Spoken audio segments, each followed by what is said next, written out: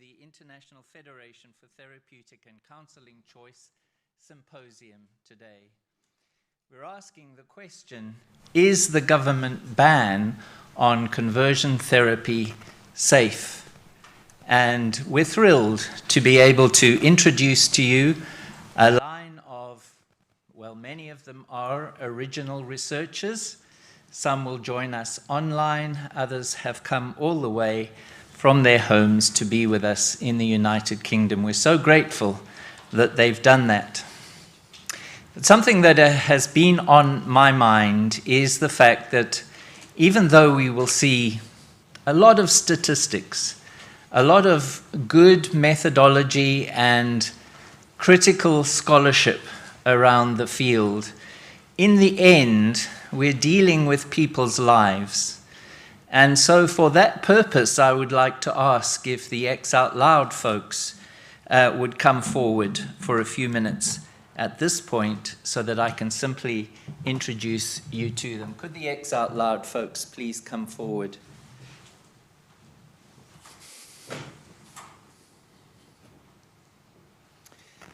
We want to welcome you and thank you so much for your contribution. You're not all in the book, but many of you are in the book that is in the pack today. But I thought it would be useful if we just heard from you. Tell us who you are and what's on your heart today in being present with us in this conference. Hello, everyone. I am Victor. I'm from Moldova, Romania. This is on my heart because I want help to be available for everyone, just as I had access to help.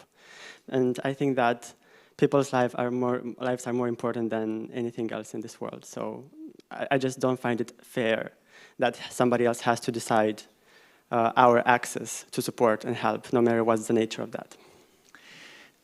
All the way from Malaysia. Hello, I'm Brian. I'm Malaysia, and I'm currently live in London.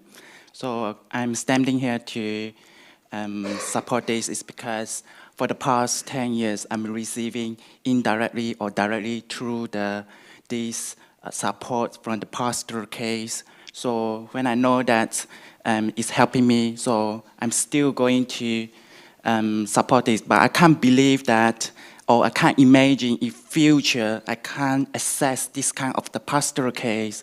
And eventually, I need to go back to my old life and that kind of struggle again. So I kind of like, I want to, no matter how, I need to strengthen and support this. Yeah. So you need the support. Yeah. Thank you, Brian. Hi, my name is Rob. I'm here to oppose the proposed conversion therapy ban, to say that ex-gays exist, and to say that I'm really confused. Why is the government trying to ban help for people leaving a gay lifestyle? Where's the evidence that that would cause harm? In fact, it's harmful being in that lifestyle because it's just a place of rejection, people seeking constant perfection, drug abuse, alcohol abuse, open relationships, promiscuity. That's what's damaging. That's what people need to know. That's the truth.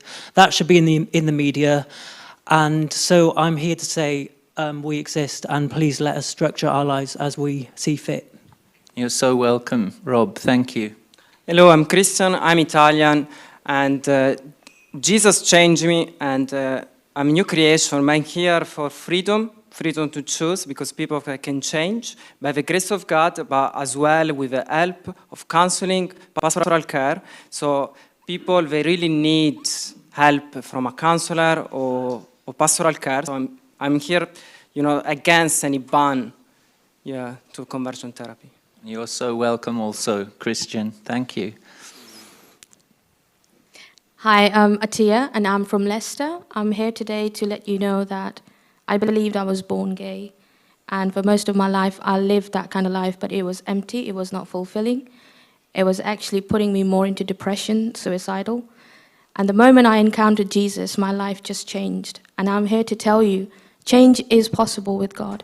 And we are not forced to stand here today. We have come willingly to say that this help should be available to people who are choosing to walk away from that lifestyle, because it's taking our freedom away. I mean, it's not going to be the end of us. There's going to be more people joining us every day, and they should have the right to choose. Thank you so much, Tia. And last but not least. Hi, my name is Kiran. I'm a former lesbian. I encountered the gospel message and the love of Jesus, and that completely transformed my life. And I'm here today to say that my pastor was a great help in my journey, and I believe that there are many more of us that want to come out of LGBT community, and we need all the support and help for our physical, for our mental needs, and it's a journey that's ongoing. So just with any kind of health condition that you may have, ongoing support is required. So could we give them a round of applause? Thank you, folks.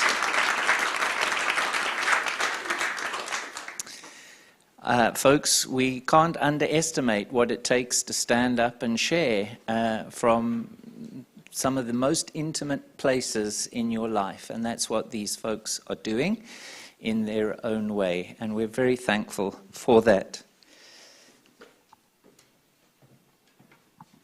I now have the privilege of introducing the first of our speakers today. Victor, could you just take that microphone, please?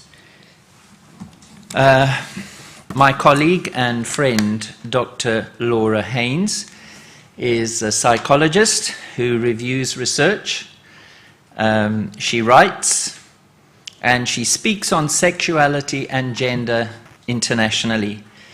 She defends the legal right to have therapy for people who choose to explore options to their unwanted same-sex attractions or unwanted incongruent gender identity. She served as an expert internationally for professional organizations, for legislators in courts, for United Nations delegates, and for high-level government officials. We're very proud that she is a general board member and USA country representative for the International Federation for Therapeutic and Counseling Choice. Her degrees are in psychology and theology, and they include 3 master's degrees and a PhD. You're so welcome, Laura. Please come forward.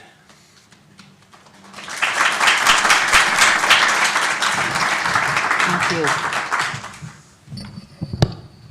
Thank you. Okay, I'm gonna go up to a higher spot here. There. All right, so I'm going to begin today with an overview.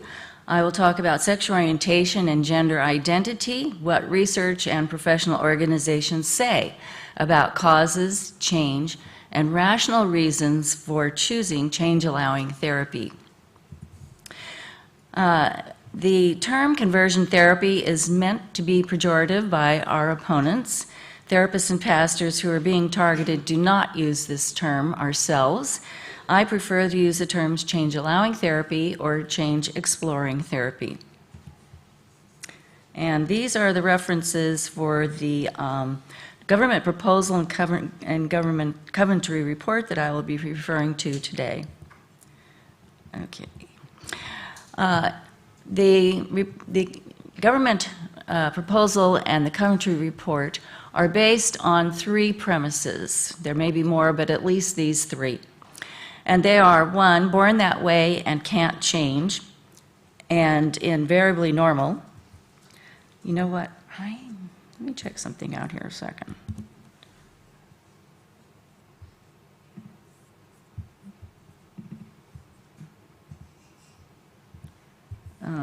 Sorry about this, just 1 second.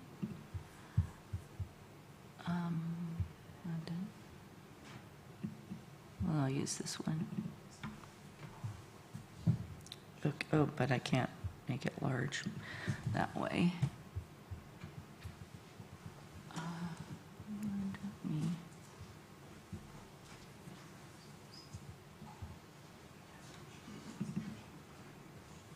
It doesn't seem to be the one I did some edits on.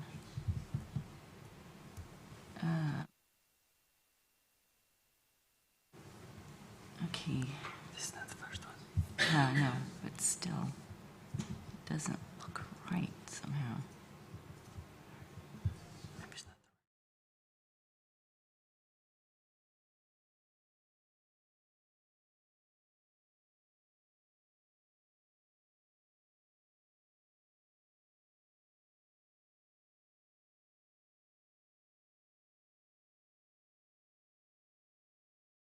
These three premises, born that way and cannot change and invariably normal.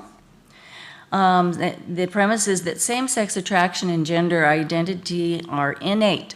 They're who someone is, and they are biologically determined, unchangeable, like sex and skin color. They're invariably normal. The second premise is that affirmation as normal improves mental health for same-sex attracted and gender incongruent individuals. And three, change-allowing therapy is coercive, harmful, and ineffective. Are these premises true? Research contradicts these premises. And these are the references for the government proposal and Coventry report.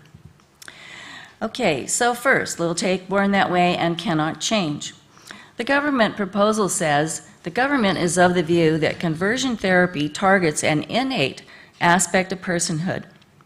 And they say it is invariably normal, a viewpoint that sexual or gender trauma or disorders may predispose to same-sex attraction or incongruent gender identity, and providing therapy to treat these is wrong and constitutes conversion therapy.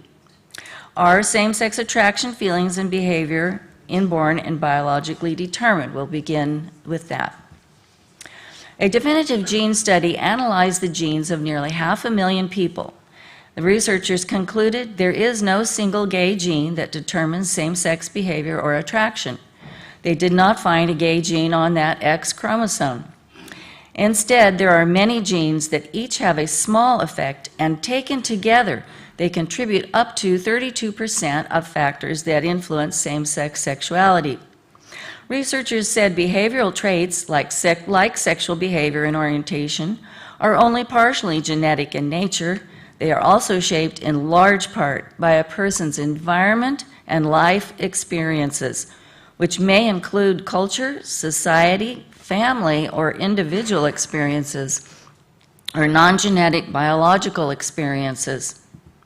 Identical twins share genes and prenatal biological influences, such as prenatal hormones, epigenetics, maternal prenatal factors, possibly attributed to a hypothesized maternal immune response or fraternal birth order effect. 100% of identical twin pairs are the same sex. Sex is biologically determined and can never change. But if one identical twin has same-sex attraction or incongruent gender identity, lives as another sex or intends to do so, the other twin usually does not. And if one twin has both same-sex sexuality and cross-sex behavior, the other twin usually has neither. These traits are not biologically determined. Most theories of biological causes of same-sex attraction and gender identity claim biological influences cause same-sex attraction or behavior or incongruent gender identity, but really they are claiming such factors cause a boy to be born less masculinized and a girl to be born more masculinized. But these traits are not same-sex attraction or incongruent gender identity. There have to be more influences to get to same-sex attraction feelings or incongruent identity feelings. Such gender atypicality may lead to social experiences, such as a challenge in parent-child attachment, or peer bullying or rejection. In these cases, biological and social influences may interact. Same-sex attraction feelings and behavior are not simply determined by biological influences. Can they change? This is the APA Handbook of Sexuality and Psychology. It comes in volumes 1 and 2. This is my copy. The American Psychological Association declared this handbook authoritative and gave it their imprimatur, their official seal of approval. The APA Handbook of Sexuality and Psychology says, research on sexual minorities has long documented that many recall having undergone notable shifts in their patterns of sexual attractions, behaviors, and identities over time. Although change in adolescence and emerging adulthood is understandable, Change in adulthood contradicts the prevailing view of consistency in sexual orientation, and over the course of life, individuals experience the following changes or fluctuations in sexual attractions, behaviors, and romantic partnerships. Born that way and cannot change is not true. Same-sex attraction and behavior are not simply determined by biological influences and can change. They also may develop from potentially treatable psychological influences. The APA Handbook of Sexuality and Psychology says, biological explanations, however, do not entirely explain sexual orientation. Psychoanalytic contingencies are evident as main effects. That means they may be standalone factors all by themselves, or in interaction with biological factors. A joint program of research by psychoanalysts and biologically oriented scientists may prove fruitful. Even the APA Handbook of Sexuality and Psychology says childhood sexual abuse has associative and potentially causal links to having same-sex partners for some. They base this on research that includes a rigorous 30-year prospective longitudinal controlled study of documented cases of childhood sexual abuse. Of course, not everyone who has same-sex feelings or behavior was sexually abused, and not everyone who was sexually abused has same-sex feelings or behavior, and some people were sexually abused after they experienced same-sex feelings or behavior. But some people do feel their same-sex attraction and behavior were forced on them by childhood sexual abuse. Same-sex attraction, feelings, and behavior are not simply inborn or determined by biological influences, may change, and may have treatable psychological causes. Is the same true for incongruent gender identity? At least 14 professional organizations, including at least 10 endocrine societies around the world, agree transgender identity has social environmental causes. It's not just biologically caused by genes, hormones, or brain structures. The references are on the slide, and these slides will be available to you. It's a global consensus statement by endocrine societies around the world says, there is no consistent evidence that brain structures are different for gender incongruent people and gender congruent people. They said masculine or feminine aspects of the brain largely develop gradually, meaning after birth, in interaction with psychological, social, and cultural experiences in the environment. Incongruent gender identity is not biologically determined. Can incongruent gender identity change? Children usually outgrow gender dysphoria after puberty or by late adolescence or adulthood, if allowed to. This is according to at least 9 organizations who overall say 75% to 98% resolve, and this is based on many studies. Many of these organizations caution that affirmation may stop natural resolution in children. An effort to erase the research behind this reality has been well critiqued. Gender dysphoria can change throughout the lifespan through life experience. The British Psychological Society guideline says gender dysphoria can fluctuate over years, not infrequently increasing or decreasing in midlife and later in life. Researchers, therapists, and clients should be able to identify factors that are leading to these changes. Incongruent gender identity is not biologically determined and can change. It may have treatable psychological causes. Even organizations that may say gender incongruence is normal also say it may be pathological. The World Professional Association for Transgender Health says gender dysphoria may be secondary to and better accounted for by other diagnoses.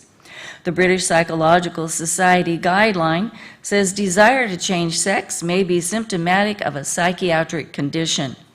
And the American Psychiatric Association Task Force on Treatment of Gender Identity Disorder says gender dysphoric adolescents should be screened for trauma as well as for any disorder that may produce gender confusion. In these cases, these organizations do not recommend or are cautious about medical gender interventions such as hormones or surgeries. The Coventry report says, today, same-sex sexual orientations and transgender identities are considered a normal part of human variation and are not included as mental disorders within the latest edition of the World Health Organization's International Classification of Diseases. However, if a person's sexual attraction or incongruent gender identity is a symptom of an active psychiatric condition, it is not normal. There is not a professional consensus that same-sex attraction or gender incongruence is invariably normal. Even the Coventry report acknowledges it should be noted that some severe mental health conditions may, in rare cases, present in a similar way to gender dysphoria. How often, and is it rare? International research finds high rates of psychiatric conditions and peer trauma precede gender incongruence, therefore may cause it. Many countries have studies showing high rates of psychiatric conditions in gender dysphoric adolescents and adults. But most of them don't show which comes first, psychiatric conditions or gender discontent. 2 of them do. In the U.S., an 8-year study of 8.8 million people in a health maintenance organization found 71% to 75% lifetime psychiatric disorders in gender incongruent adolescents before onset of gender incongruence, according to their electronic medical records kept in real time, compared to 3 to 4% of gender congruent peers. And all of these slides will be available to you. In Finland, a 2-year study in one of the 2 gender clinics found, again this figure, 75% lifetime psychiatric disorders in gender dysphoric adolescents. Onset of these disorders was commonly before and seldom after onset of gender dysphoria. Most peer bullying began before onset of gender dysphoria and was for reasons other than gender presentation. In severe cases of such bullying, adolescents had high hopes that gender change would solve their many problems. These are the references for the last slide. In the U.S. study, during the 6 months before gender discordance in adolescents, depression was up to 23 to 24 times higher. Suicidal ideation was up to 45 to 54 times higher. Self-inflicted injuries were up to 70 to 144 times higher than for gender congruent peers before onset of gender incongruence. It is not possible that psychiatric conditions that began before gender incongruence were caused by not getting puberty blockers, cross-sex hormones, mastectomies, sex surgeries, or social affirmation for being gender incongruent, by minority stress for being gender incongruent, or by therapy to resolve gender incongruence.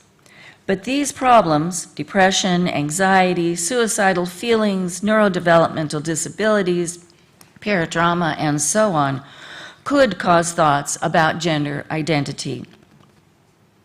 Same-sex attraction and behavior and incongruent gender identity are not simply inborn or determined by biological influences, may change and may have treatable psychological causes. Change-allowing therapy does not target an innate aspect of personhood, as the UK proposal claims. Therapy ban efforts, including the government's proposal and the Coventry report, are fundamentally based on inaccurate scientific information. They are misleading. And in addition to change-allowing therapy does not target an innate aspect of personhood, a viewpoint that treats predisposing trauma and disorders is not wrong. So the government's proposal was incorrect on that. The government proposal and the Coventry report are misleading the public. So born that way and cannot change and invariably normal are not true. Is it true that affirmation and not change leads to better mental health? Research by the originator of the mental minority stress theory and others found during 50 years, half a century, of dramatically increasing societal affirmation of LGBT identity as normal, affirmative therapy, and discouraging any therapy that evaluates for or treats potentially underlying trauma that may cause same-sex sexuality. LGBT psychological stress and suicidal behavior have progressively worsened. The Coventry report omits this and all other current research in 2021. Professional, governmental, and societal denial and neglect of pathological causes that may need attention and opposing therapy to treat them, including banning therapy, have worsened psychological stress and suicidal behavior for this vulnerable population. The Coventry report calls for research on outcomes before and after therapy bans. This study is that research, and LGBT psychological stress and suicidal behavior has worsened. Who is causing mental health disparities again? These are the quotes from the minority stress study I just spoke of. Affirmatively treating as normal improves mental health for LGBT identified people? Not true. What about affirmation for gender incongruent people? Does that improve their mental health and health? Transgender affirming treatment on bodies is harmful. Cross-sex hormones and surgeries sterilize children, reduce sexual pleasure, and lead to 2 to 2.5 times higher rates of deaths from cancers, strokes, heart attacks, and a 19 times higher rate of completed suicides. Long-term, it is not transgender health, and it is not suicide prevention. Yet psychiatric hospitalizations still persist at nearly 3 times higher rate. Under therapy bans, youths who regret transition cannot be helped to detransition and embrace their body sex. Social and medical gender affirmation do not decrease suicides or psychiatric disorders. Finland's government recommendation is, since reduction of psychiatric symptoms cannot be achieved with hormonal and surgical interventions, it is not a valid justification for gender reassignment. And nationwide studies in Sweden found over 30 years, longitudinal study, people who had cross-sex hormones and sex surgeries completed suicide at a 19 times higher rate than matched peers. And a recent study in Sweden found cross-sex hormones and surgeries do not decrease medical services for depression or anxiety or hospitalizations following suicide attempts. In the Netherlands, the largest study of children, adolescents, and adults for nearly half a century, 45 years, found that cultural affirmation and body treatments made little to no change in higher suicide rates. People completed suicide at every stage of gender affirmation treatment. These are the references for the last slide. Finland's government recommendation says treatment should aim to reduce or resolve gender dysphoria by aiming to reduce or resolve predisposing disorders and not changing bodies until psychologically treated and 25 years old. It says the first-line treatment for gender dysphoria includes treatment of possible comorbid disorders that may predispose a young person to the onset of gender dysphoria. This is exactly what ethical change-allowing therapists do, and pastors and faith-based ministries support, and what the UK government conversion therapy ban would criminalize. Yet the government's proposal accepts medical interventions for gender incongruence and criminalizes therapy that recognizes and treats predisposing disorders for minors. The government wants parliamentarians to criminalize Finland's government recommendation treatment. The government's proposal is a disaster for minors. The government's, I'm going to share this information during the, one of the panel discussions. Born that way and cannot change and invariably normal are not true. Must affirm as invariably normal for mental health? Not true. What about this presumption? A therapy goal of change is coercive or phobic, harmful and ineffective. We'll take coercive or phobic first. The Coventry report says most people who have conversion therapy appear to do so voluntarily, but some individuals reported coercion. The government proposal introduction said there is no justification for these coercive practices. A therapy goal of change is motivated by coercion or stigma. Is that true? The government asked who experiences conversion therapy and why. There are rational reasons why people want and freely choose change exploring therapy. Here are 5 common reasons. Number 1, they identified as LGBT and they had experiences as living as LGBT, but they found it unfulfilling. They want change. 2, they feel their LGBT feelings were forced on them by sexual or gender trauma or psychiatric conditions and do not represent their authentic self. They ask for the right to heal, and they have a right to ask for it. 3, they want to reduce risky sexual or gender behavior or the desire to engage in it. People should have the right to reduce behavior and the sexual attraction to engage in it that is unhealthy, unsafe to self, others, their marriage when they're of age or family, unlawful, unfulfilling, a symptom of trauma or a psychiatric disorder, or unwanted for whatever reason a person desires without requiring government approval of their reason and regardless of whether it is directed toward the opposite sex or the same sex or is gender congruent or gender incongruent without discrimination. The government proposal allows helping a person abstain from same-sex behavior or be celibate, but criminalizes helping someone change sexual attraction feelings or gender feelings. It is difficult for a therapist to help someone decrease sexual or gender behavior while assuring the desire or attraction to engage in it is maintained and does not decrease or change. Young people should be able to have support to decrease risky behaviors and the desire or attraction to engage in them without discrimination. It is not clear that the proposal would assure the legal right to this help. Therapists are placed at risk.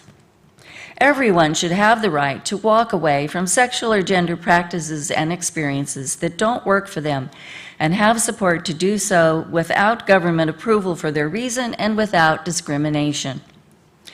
Number 4, they want to live according to the religion of their heart that should be respected. Representative studies and research by an ideologically diverse team of LGBT-affirming and change-affirming researchers working together has found, and one of these researchers is presenting here today, those who are same-sex attracted and reject an LGBT identity, who are not non-LGBT identified, are a different subgroup from LGBT identified. Findings of research conducted solely on LGBT-identified people often do not fit for them. Conservative Orthodox religious beliefs are what non-LGBT-identified people believe, versus belief in the biological origin for same-sex attraction, which is common for people who identify as LGBT and believe their identity is who they are. So for non-LGBT identified people, for them, same-sex attraction feelings are feelings they have, not who they are. Religion and spirituality are significantly and positively linked to health for them, not minority stressors for them. They are no less happy, mentally healthy, satisfied with life, and flourishing than those of liberal faith or no faith. They report nearly all change-oriented therapies as substantially more helpful. The government proposal forbids minors the right to help to live according to their core religious identity. It is a serious attack on the human rights of minors to freedom of speech, religion, and belief. Number 5, they aspire to be in or to be faithful one day in an opposite-sex marriage. To be faithful in an opposite-sex marriage, some same-sex attracted people are in opposite-sex relationships with a spouse and children they love, and they want help not to stray in order to save their family and be full-time moms and dads. For some, incongruent gender identity or expression is putting their marriage and family at risk of breakup. Same-sex attracted minors aspire to be in an opposite, some of them aspire to be in an opposite-sex relationship and want help. Do same-sex attracted people who are in a relationship with the opposite sex represent a very common situation? Did you know most same-sex attracted people are both sex attracted? The American Psychological Association's APA Handbook of Sexuality and Psychology says, hence, directly contrary to the conventional wisdom, individuals with non-exclusive patterns of attraction are indisputably the norm, and those with exclusive same-sex attractions are the exception. Most both-sex attracted people who are in a relationship are in an opposite-sex relationship according to research in the United Kingdom and internationally. Where they may experience satisfaction that is real according to research, in a satisfying opposite-sex relationship, their opposite-sex attraction may increase and their same-sex attraction may decrease according to research. Therapists help people have satisfying relationships, therefore may help people shift or change their sexual attraction. Minors should have the right to support, to explore their potential, to live in a procreative relationship to which they aspire, a normal human desire.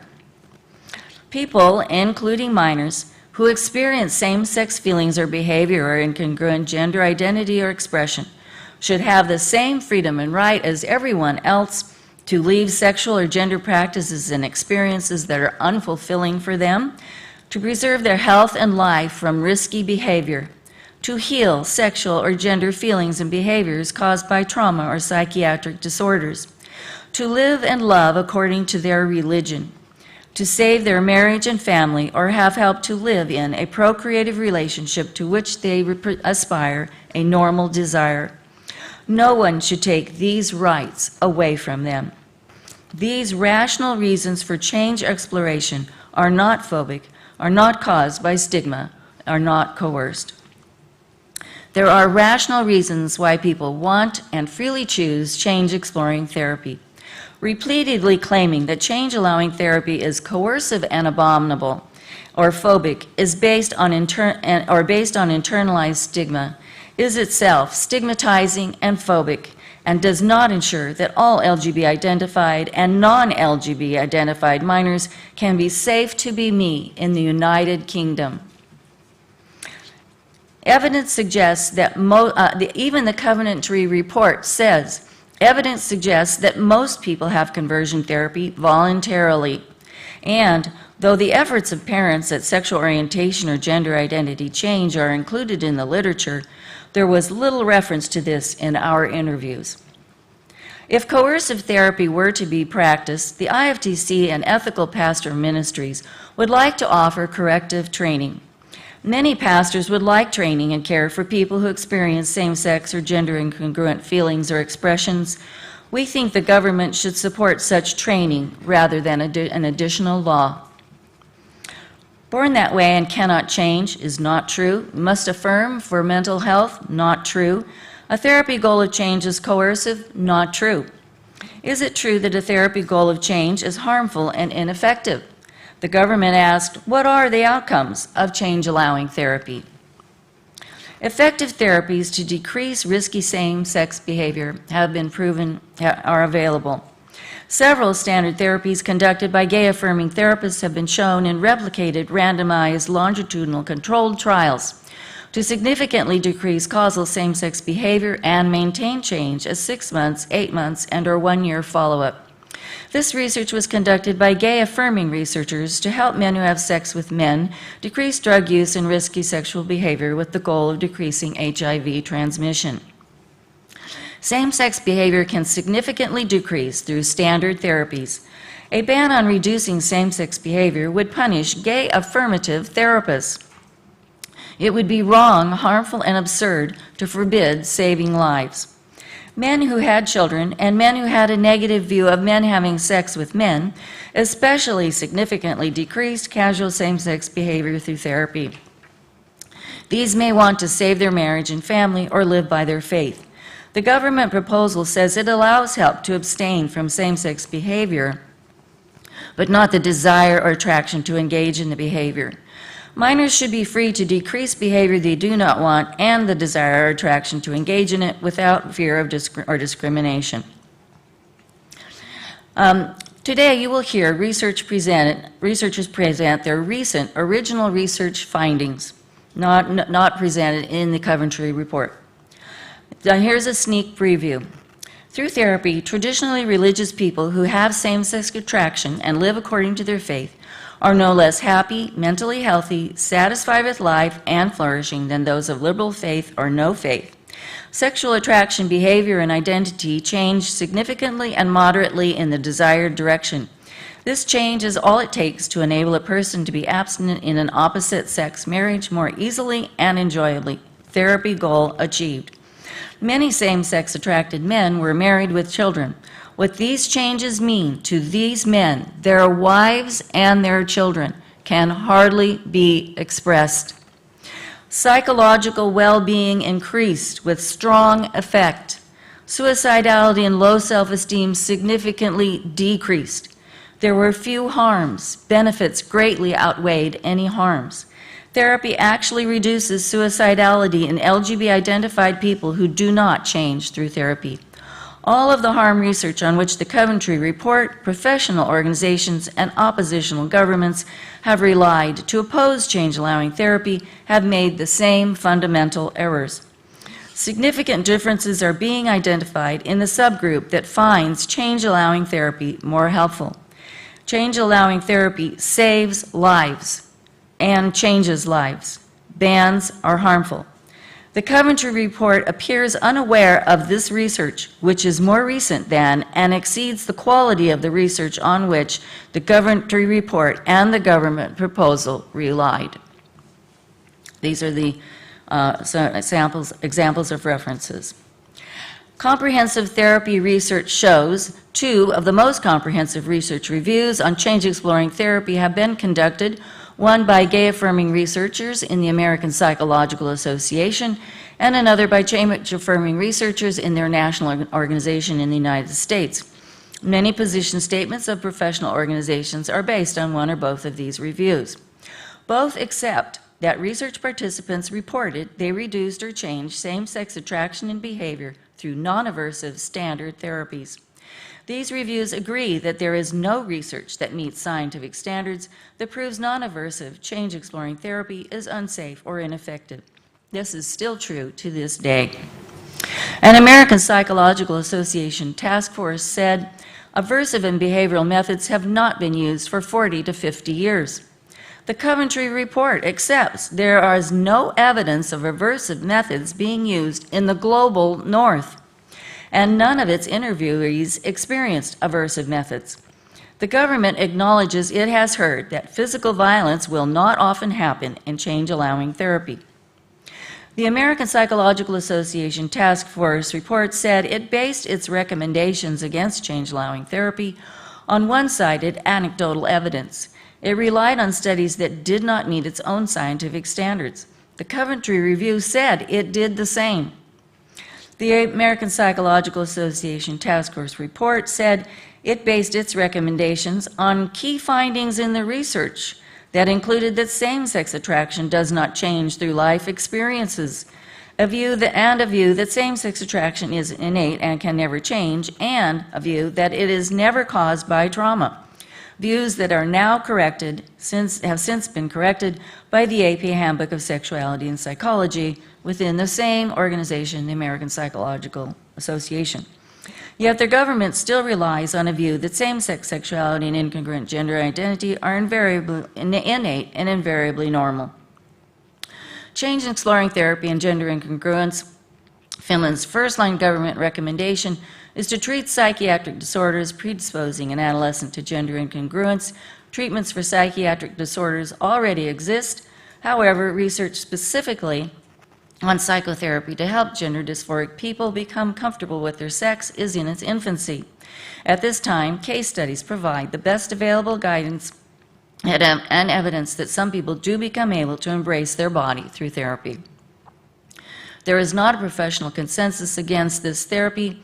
These are medical, social, and mental health professional organizations that have opposed banning change-allowing therapy. They include our organization that has served about 25 nations, the International Federation of Catholic Medical Associations that has about 80 member organizations worldwide, and more. The Coventry report erroneously states there have been several legal challenges to bans in the USA, but no judicial decision has overturned a ban on conversion therapy as yet. This has it upside down. The Supreme Court of the United States said professional therapists have the same right to freedom of speech as everyone else. It abrogated decisions of the Ninth and Third Circuit Courts that have been erroneously referenced to claim therapy bans are constitutional, and the 11th Circuit Court overturned therapy bans in its jurisdiction based on the Supreme Court's decision. An appeal has been requested. Many UN states reject the mandate and therapy opposing report of an individual expert. No U.S. binding agreement mentions sexual orientation or gender identity at all. There is not a professional consensus against change-exploring therapy. Professional organizations that acknowledge there may be pathological causes for LGBT experiences for some reject therapy that treats these and may thereby reduce or change LGBT experiences, are in a state of internal contradiction. They are contradicted by other organizations and the Finland government recommendation that do not have a professional consensus. So the premises of the ban are not true, including that a goal of change is harmful or ineffective. Not true. In conclusion, sexual orientation and gender identity are traits that develop from biological, social, and cultural influences and psychological influences that may be pathological, and they may decrease or change through life experience or safe and effective standard therapies and faith-based support that people want for rational reasons, traits they rationally do not need or desire to affirm. Like other complex traits, therapists help people decrease or change every day. Change-allowing therapy saves lives and changes lives.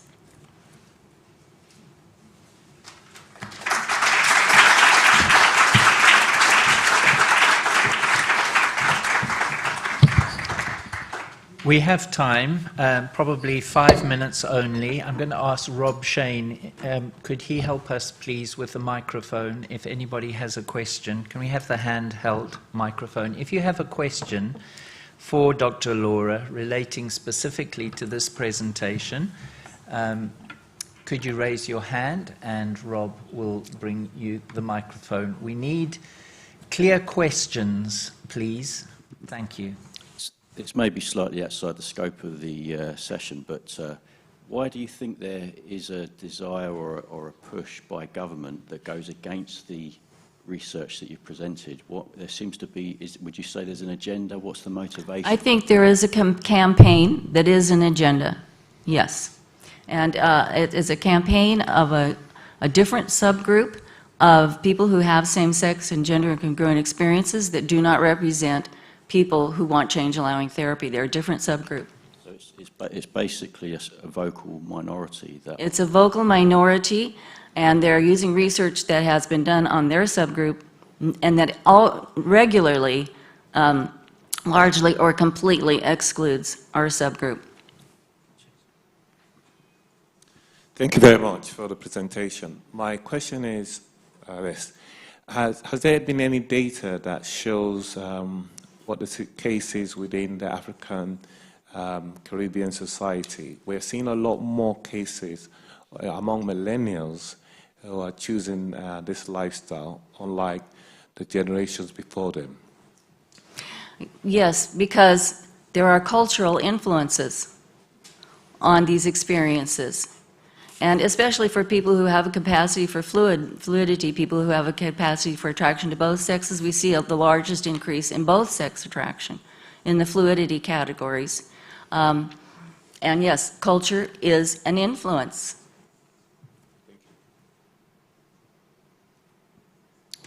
No further questions. Thank you so much, Dr. Laura Haynes.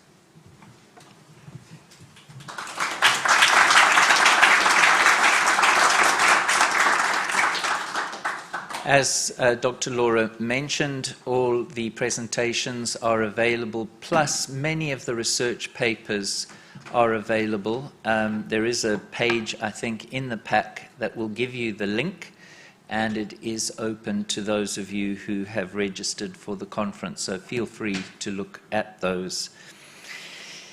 It's now a special privilege to introduce Professor Paul Sullins. Dr. Paul Sullins is a senior research associate of the Ruth Institute and research professor of sociology at the Catholic University of America. He's written 4 books and over 150 scientific journal articles, book chapters, and research reports on issues of faith and culture, among which are absence of harm following failed sexual orientation change efforts, or SOCI, that's sexual orientation change efforts, reduces suicides, correcting a false research narrative.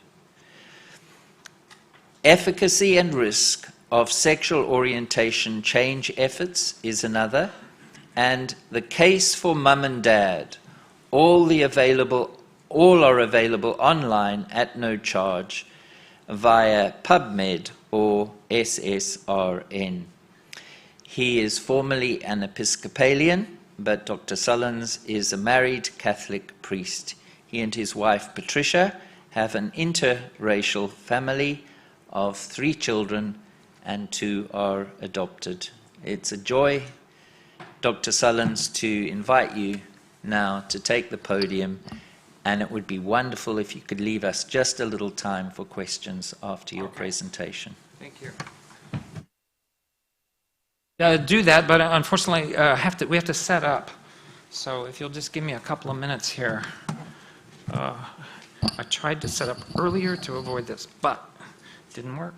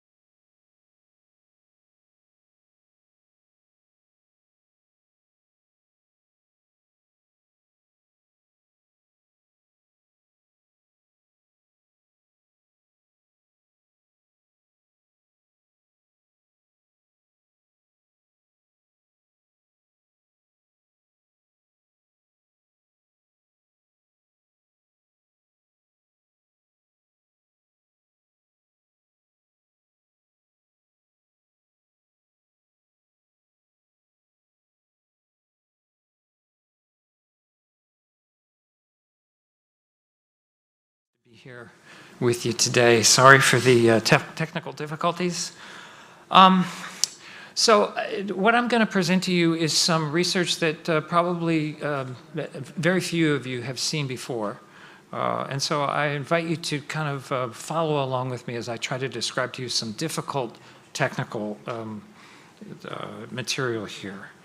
And what I want to do is to push back against a false research narrative. And what you have probably heard is that going through sexual orientation change efforts, or SOCI, turns people more suicidal. This study here that came out a year ago, July, by Blaznik and colleagues, is the best evidence to support that view.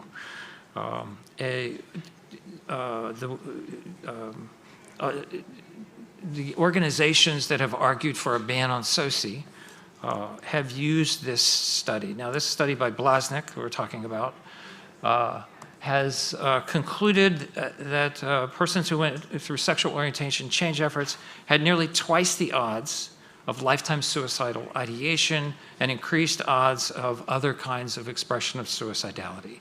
What I want you to do is to remember this word here, lifetime, because it's very important for understanding the implications of this kind of research. The Coventry report cites this study, but it's sadly misleading. And what I've discovered after looking at this particular study and the data on which it's based is that it's untrue. Not only untrue, but it emphatically presents a view that's the opposite of what is really the truth. So here is this study cited in the APA's resolution on sexual orientation change efforts, came out last February. I think the reason the Coventry report didn't cite it is because I think the Coventry report came out earlier. I saw it was first put out last December. And so this has happened since then. The APA says that SOCI leads to a wide range of harms and cites Blaznik and other similar studies. It cites it altogether 4 times in this. The Coventry report also cites the Blaznik study. And here's what it says about it. It says exposure to sexual orientation change efforts is consistently associated with a higher likelihood of suicidal thoughts and suicidal attempts compared to LGBT people who have not undergone conversion therapy. This is their emphasis, not mine. And then they go on to say, one recent study, they're talking now about the Blaznik study, has found that compared to sexual minority adults with no experience of SOCI, those who went through it were twice as likely to have had suicidal thoughts and increased odds of other kinds of suicidality. So they're correctly citing the conclusions of this Blaznik study in coming to their conclusions in the Coventry report. Well, how did this study look at suicidality? Here are the measures that are presented. They're using the generations data, which is a random sample representative of the U.S. sexual minority population collected by the Williams Institute out of UCLA. It's a pro-LGBT research and advocacy organization. And they did actually a very good job collecting a sample. People were called by the Gallup organization, and they screened persons who identified as current sexual minority persons, and then asked them a range of questions about this. Now, this study is only of LGB people, not T. If you said you were transgender, you were shifted into another study, a companion study that happened at the same time. They asked these persons 4 questions about lifetime suicidal behavior. Did you ever in your life have thoughts of killing yourself? And that was suicidal ideation. Did you ever think about how you might kill yourself? And that was the measure of suicide planning. Did you ever have any intention to act on thoughts of wishing you were dead or trying to kill yourself? This is suicide intention. This is often called declaring an intention. You say to somebody, I think I'm going to kill myself. And then 4th, did you ever make a suicide attempt? Purposely hurt yourself with an intent to die. And so for all of these, the persons could answer, no, I never did that. They could say, yes, I did it one time. Or they could say, yes, I did it more than once. And if you said either of those last 2, they would ask a follow-up question, when did you do this? And so they got a measure of when someone expressed suicidal thoughts. If you said, I did it multiple times, they say, when did you have your first suicidal thought? When did you have your most recent one? So we have a nice range. Great measures in this study. The problem with Blaznik's study goes back to that word, lifetime. Because what the Blaznik study did was to associate a person's lifetime expressions of, let's say, suicidal thoughts with ever having been dissociated. What's wrong with that reasoning? They might have had the suicidal thoughts before they went dissociate. Now I have to ask you as reasonable people, if I have a thought of killing myself and then I go to a therapist because I've had thoughts of killing myself, is it the therapist that's causing the thoughts of killing myself? And as a reasonable person, you'd say no, because you had those thoughts before you ever went to the therapist, so the therapist couldn't possibly have caused you to have those behaviors. So that point was completely ignored in the Blaznik study. It goes against all the canons of scientific inference, but it's ignored, even though the measures were there in front of them. So a pertinent point is how much of the suicidality that they measured happened before people went to SOCI, for the subgroup of persons who went to SOCI. Well, here it is.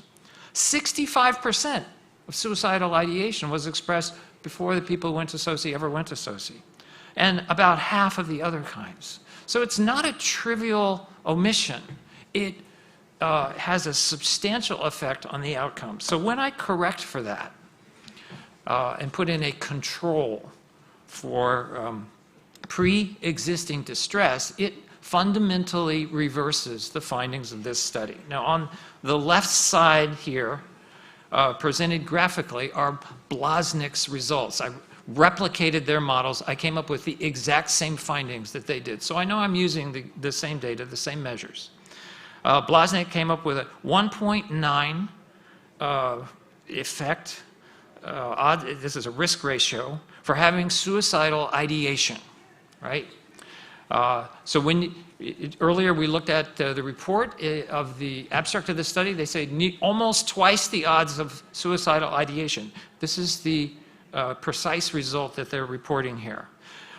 These are the error bars. So this is the range of population uncertainty in this estimate. If this error bar is above this line, which is the line for unity, right? Neither more nor less likely than the general population, it means that this group would be more likely for this outcome to happen than less. So you can see that this risk estimate here, almost twice, the error bar almost but not quite goes down to the line. So it's a significant estimate, but it's just barely significant. But they report it as this huge result. And we see it repeated again and again. Well, they're twice as likely to think about suicide. But in fact, right, that's if you count all lifetime suicidality. Now, these other outcomes are not significant. The error bar goes down just below the unity line. The only other one that is significant is this one, which is intention, declaring a suicidal intention. Now, interestingly, Blaznik didn't measure this one, didn't report this one in their study. They just skip it entirely. In fact, you wouldn't even know that that measure existed if you read their report. So I think it's interesting. They report this one, twice the ideation. They report this 75% increase, that's that 1.75 risk, 75 increase of suicide attempt, and that's that 1.75. These are just not exactly significant. They still report it as a likely finding. They completely ignore this one.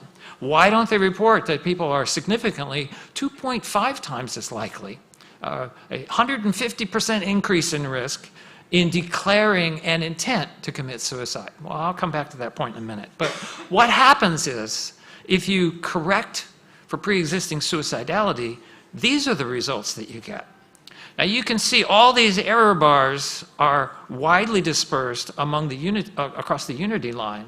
It tells you that none of these findings are significant at all. They can't be inferred to any population. 3 of the 4 of them are below unity, which means that if we were to try to talk about their effect on the population, they would be reducing these effects for persons who have been to SOCI. So when you account for pre-existing distress, you find that going to SOCI reduces by 72% the risk of subsequent suicidal ideation, reduces also suicide planning, suicide attempts a little bit. We still have this increased risk of declaring suicidal intent, but none of these are statistically significant. You can't report these. You don't know whether these actually exist in the population or not. But that's not all I found. Now, I should say, before I move on, this would be enough to discredit or to rebut Blaznik's findings altogether. You can say, in very strong terms, on the basis of these findings, that there is no increased risk whatsoever for persons who have been to SOCI with regard to suicidality. We would expect, if we compared them, their current suicidality with that of the rest of the population, that it would look very similar. There would be very little difference, right? But that's not all I found. I also found that the effects of this are partitioned very sharply by when a person went to SOCI. So that if you're a minor and you go to SOCI, you have very different distribution of risks subsequently than if you go as an adult. And for the minors who've gone to SOCI, only one effect is significant. You have no effect on suicidal ideation, no significant effect on suicide attempts, although the prediction would be still higher. The only thing that's significant is you're significantly higher to declare an intention to commit suicide, to talk about the fact that you might commit suicide. And so I just want to comment that might be why we are seeing these reports of some persons who get focused on and it gets popularized, a lot of attention. Somebody says, well, I went to SOCI and I came out and I feel like I want to commit suicide. Well, we're predicting that. You're more likely to declare that you're going to want to commit suicide after going to SOCI. That's quite consistent with this evidence, but that's a very different thing than actually doing it. I don't know if you've noticed this, but everyone who you see kind of featured in some sort of media who says, oh, I had a terrible experience, I went to SOCI and I came out more suicidal. Every one of the person who says those things is alive. They haven't committed suicide. Did you notice that? That's consistent with these findings. Yes, you are probably likely to declare yourself that you want to commit suicide, but to express suicidal behavior is a very different thing than committing suicide, even attempting suicide. The research on suicidality is sharply partitioned between the suicidal morbidity that is of a lower form, having thoughts of suicide, making a plan, and declaring an intent. That's one whole set of models, but there's a very different kind of predictions for people who actually attempt suicide, right? Much of the time, when someone says they're going to commit suicide, what they're expressing is a certain kind of distress, and they want some help, and they want you to know that they're in distress, but it doesn't actually lead to an attempt to commit suicide. Now, that's for the minors. But look at what happens to adults who go to SOCI. On all four measures, there is a decrease in risk.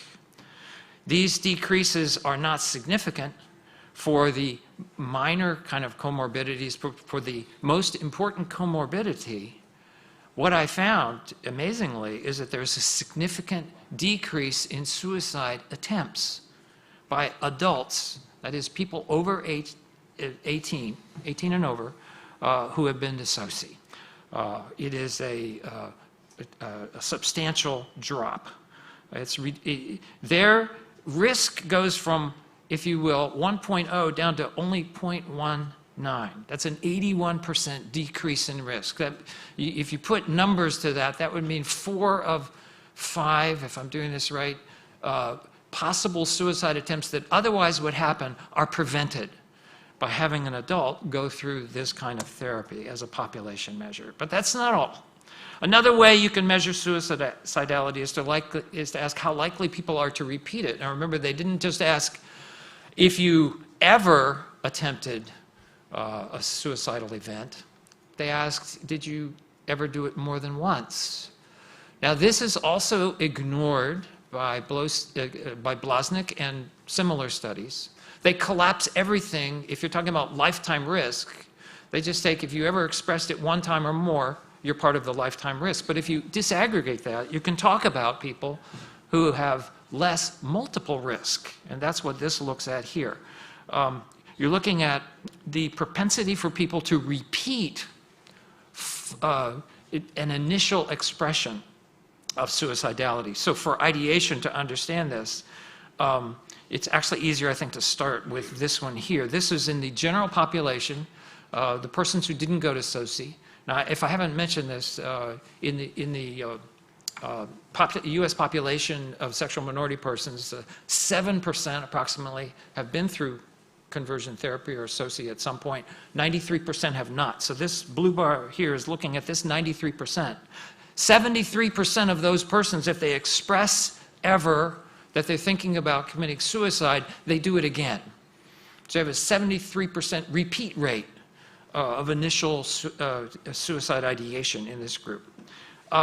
Before going to SOCI, if there is an expression of suicidality, they're 79% more likely to repeat it. So they're similar, but a little more than the general population. But after SOCI, that's reduced to 57%. And so there's a suppression of repeat suicidality as a result of going to SOCI. The suppression is even greater for suicidal planning. This is significant, can be inferred to the population. Suicide intention is pretty much the same. If you've before you go to SOCI, after SOCI, and the general population. And then here's suicide attempt. This is this large effect that we're seeing again. Suicide attempts, of course, are less frequent than the others, so these bars are lower. In the general population of sexual minority persons, it's a 36% repeat rate. So if someone says, or if someone makes an attempt at suicide, there's about a 1 in 3 chance that they're going to try it again, right? After they've been to SOCI, however, if they have intervening SOCI following that initial suicide attempt, that propensity reduces down to 10%, right? Now, this is consistent with that 81% drop. If you take 81% out of 36%, you get something like 10%. It's not exactly the same because there are some other different measures here. But you can see this is a huge drop for having been to SOCI in terms of suicide attempts. It drops dramatically. That is also can be inferred to the population. The most serious form of suicidality is to, of course, attempt suicide, right? I put this in a paper recently. I said the most serious form of suicidal morbidity is a suicide attempt. And so what the strategy for people who want to prevent suicide is to try to prevent earlier and lesser forms of suicidal expression to progress to a suicide attempt. Almost everyone who attempts suicide has, before that time, had a thought of suicide, has expressed an intention to commit suicide, or has made a plan to do so. And so if you can prevent them from moving on, that's kind of like a warning flag. And so we try to prevent that. At that project, SOCI is dramatically effective in these data. For all the forms of suicidality, the percent who attempted suicide following intervening SOCI, that means SOCI that comes after an earlier expression of some other form of suicidal morbidity, was dramatically reduced. The blue bar here is the percent who repeat that behavior after intervening SOCI. So this is here actually very similar. In fact, it's exactly the same as the previous bar. So I'm going to move on. This is that same effect, the suicide reduction effect, after controlling for the population covariates, right? So this goes back into the statistical models where we control for demographics and ACEs and other precipitating factors.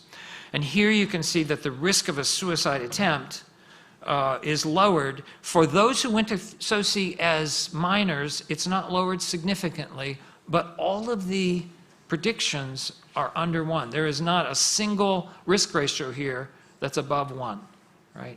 It's lowered across the board. Not significantly for those who went to SOCI as minors, but significantly for these 3 suicidal behaviors for those who go as adults. And these are very substantial reductions. This is a 94% reduction in progressing to a suicide attempt following suicidal ideation for someone who, in between that, goes to SOCI as an adult. And same dramatic reduction for suicide planning, suicide intention. Not so dramatic a reduction, suicide attempts. It's not significant. So if someone has attempts suicide, goes to SOCI as an adult, they're not less likely to attempt suicide again by having gone to SOCI.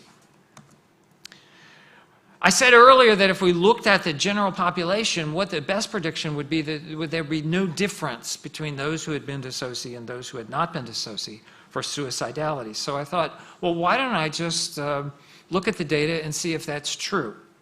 And so what I've done here is to look at current suicide risk, not looking at lifetime suicide risk, just in the past year. You can do that because they ask when it happens.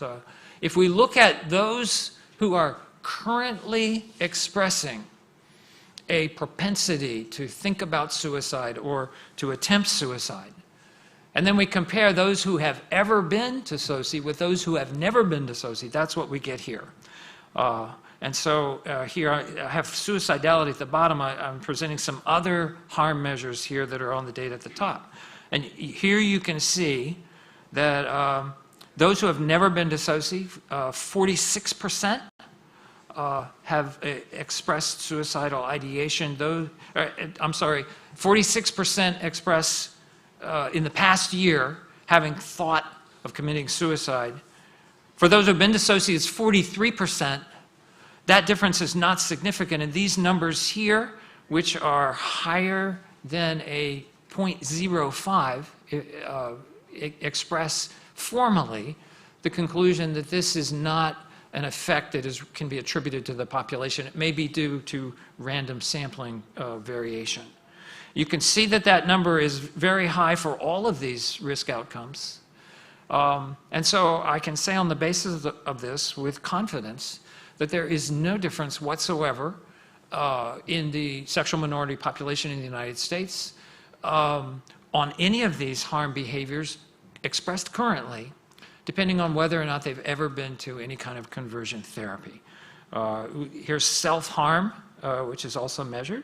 47% if you haven't been to SOCI, 45% if you have. That's not a significant difference. It's a little bit less, in fact. Same thing for substance abuse, alcohol dependence, suicide planning. So suicide ideation and planning are a little lower for those that have been to SOCI. The suicide intention and attempt are a little higher, but none of these differences are significant. There's no difference. Having gone to SOCI is inconsequential, insignificant to whether or not you're experiencing current suicidality. Now, this is the same table, only looking at minors who have been to SOCI. There's special concern for young persons who have been to sexual orientation change efforts. The first thing I want you to notice is all of these numbers are also well above the 0.05 critical level. There is no difference, no statistically significant difference for any of these, whether they as a child went to SOCI or did not as a child go to SOCI. The whole idea that somehow this is harmful is just ridiculous based on these kinds of findings. A ban on SOCI for something like this is unfounded. In fact, it doesn't matter. You went to SOCI, you didn't go to SOCI. You're no more suicidal, you're no less suicidal based on these measures. This is not a complicated argument I'm presenting here. This is just comparing one group with another. It shouldn't be too hard to understand this, but we're not looking at all of the distress that they went through before they had this therapy. We're just looking at, in the past year, how likely are you to commit suicide or to cut yourself or to do any of these other things? And the answer is no more, no less. Now, I read some literature that people who have been to SOCI have much higher internalized homophobia. They hate their LGBT identity. Well, that's not true either. It is a little higher. At 1.64 would be the scale measure for those who haven't been dissociated, 1.89 for those who have been, but that difference is not significant. Social support. Oh, their family has rejected them. Well, that's not true. It's a little lower. It's 4.5 as opposed to 4.7, but that's not a significant difference. They measure how much support a person has from their family. It's the same. And here's these measures again, harm measures. They're all exactly the same, whether they've been dissociated as a child or not. Now, we're talking about population averages here, which means there's a range of variation. I wouldn't want you to say that no one ever feels less happy or as an LGBT person because they've gone dissociated or following going dissociated. That's not true. We have population ranges, right? Just like with all other human traits. But to take this small percentage who are harmed and not look at the whole range of the population, you're going to make very bad policy. It doesn't represent the whole span of the population. There are also people, and some probably here in this room, who went to SOCI, who will tell you they receive great benefit from it. They have, it has done many positive things in their life. So there's pluses and there's minuses on both sides. We have to consider the whole picture. Okay, so here I've got the, putting both of these two previous charts together in a way. I'm putting side by side those who went to SOCI as a minor and those who went as an adult. And so here they went to SOCI before age 18 in this column, age 18 or older in this column. And what I do here is to bring in another picture that's ignored by the Blaznik study. Now, the Blaznik study was written by persons who are committed to the idea of minority stress. The founder of the minority stress theory is one of the co-authors of the Blaznik study. So it was striking to me that they didn't look at minority stress. Beautiful measures of minority stress in the data, not one of them were controlled for. You would think they would. They did control for ACEs. That didn't matter a whole lot, but it does matter some. Here are the ACEs for those who have been to SOCI as a minor. Notice they have significantly higher ACEs. If they've been as an adult, the difference is not significant. So Blaznik says, well, ACEs have an effect on SOCI, but only for those who've been as a minor. If you go to SOCI as an adult, there's not a difference there. Bullied in high school, those who went to SOCI as minors are more likely, significantly more likely to be bullied in high school. That's not surprising. And here's a couple of other measures of that. Lifetime victimization, discrimination. No matter when you went to SOCI, they experienced higher discrimination than the rest of the sexual minority population. Yeah, absolutely. They have been more stressed, more stigmatized. Percent ever assaulted due to sexual orientation or gender presentation, much higher. You can see if the group that has not been to SOCI, 36% report that happening. If the group that went to SOCI, 70%. That's a hugely significant difference, right?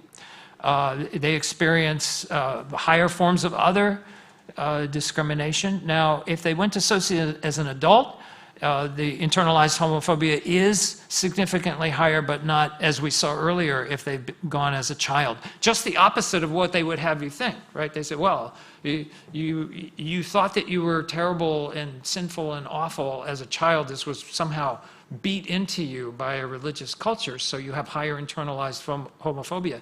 The opposite is true. It's the ones who go as adults who tend to have that. The SOCI population, we might say, SOCI alumni, are more unconcealed. They are more out today as sexual minority persons than the rest. And here's the evidence. If they haven't been to SOCI, 55% are unconcealed. You know, they measure this on these data. Are you out to your friends, out to your family, out to your health providers? And so we have good measures of this. 55%, if they haven't been to SOCI, they have been to SOCI as children, 73%, 67% as adults. So it goes up. Minors who have been to SOCI do score higher on psychological distress. It is significant. 11%, no, they are at 11.2 on the Kessler scale, which is higher. If they've been as an adult, not higher. So there are some differences, but not differences in harm. What's amazing is that they have higher rates of psychological distress and minority stress in many ways, and yet they still are not more suicidal. They still don't have higher harm. Now, if we had more time, I could go into some ideas looking at why that's the case, but it is pretty evident that this is a very distressed population, more distressed than the regular sexual minority population, but when they go to SOCI, it helps them to deal with that distress. It provides resource that brings them to a point where they're no different than the rest of the sexual minority population. I'm going to skip through this in the evidence for the purpose of time, but there is evidence of these findings in previous research.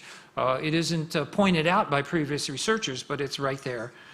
Where previous studies have also found that following SOCI, the SOCI population, the SOCI alumni, were less suicidal. So Blaznik's error, I want to point out, is not just some minor difference. It's not trivial. It, in fact, is fatal to any conclusions based on their findings. We have often heard that the phrase, correlation is not causation. Well, it's true here. To complete the causal inference, you have to establish two things. One, that event A came before event B. You have to have preceding temporal precedence, as it's called when you're learning about the scientific method.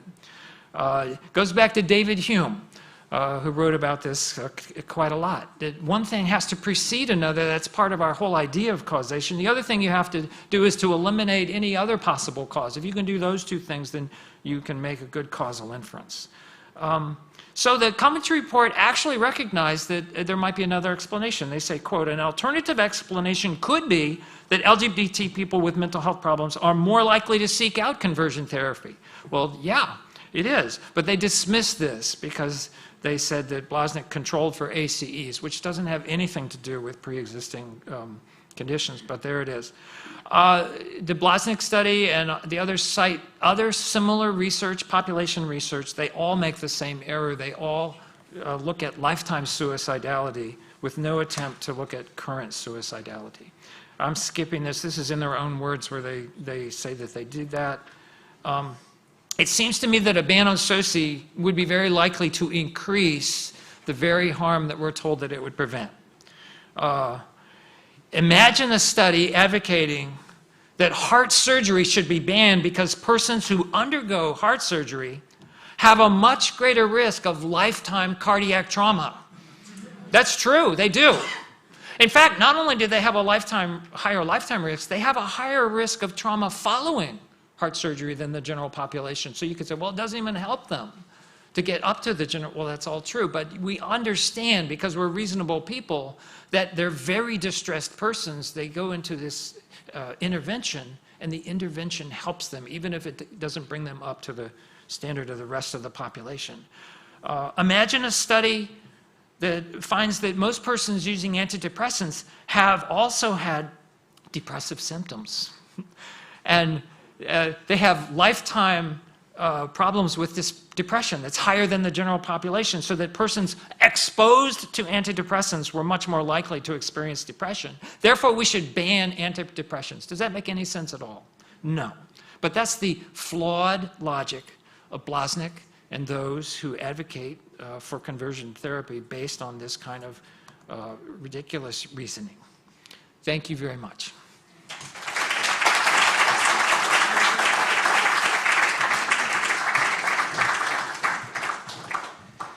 So once again, folks, if we could have the handheld mic available. If you have a question, please do ask it. We definitely need questions. You referred to ACEs many times. Oh, thank you. Could you explain that? Yes, thank you very much. ACEs is an acronym for Adverse Childhood Experiences.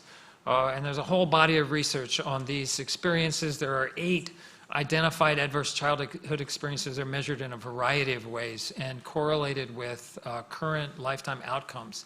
And Laura could probably name all 8 of them. I can't probably rattle them off, but they're having parents who are divorced or having been sexually abused or been physically abused or a number of other similar kinds of experiences as a child. Thank you, Professor Sullins. With these positive outcomes that you've explained to us, can you briefly describe for us the kind of SOCI the Bloznish study was referencing and how it was different for minors? Yes, thank you. They acknowledged that they didn't have a very detailed measure of SOCI. That it didn't get into the details of the question that you're asking, but what they did was to ask the question, have you ever been to therapy that tried to change your sexual orientation? That's all they asked. And then they followed that up with, was it from in a religious context or in a secular mental health context? So they know that. The majority was from a religious context. Beyond that, we don't know much more. They themselves advocate further research that would look into the different kinds of experiences that people have. And I think we all acknowledge that, we use this kind of blanket term to cover a wide range of experiences and attempts in therapy.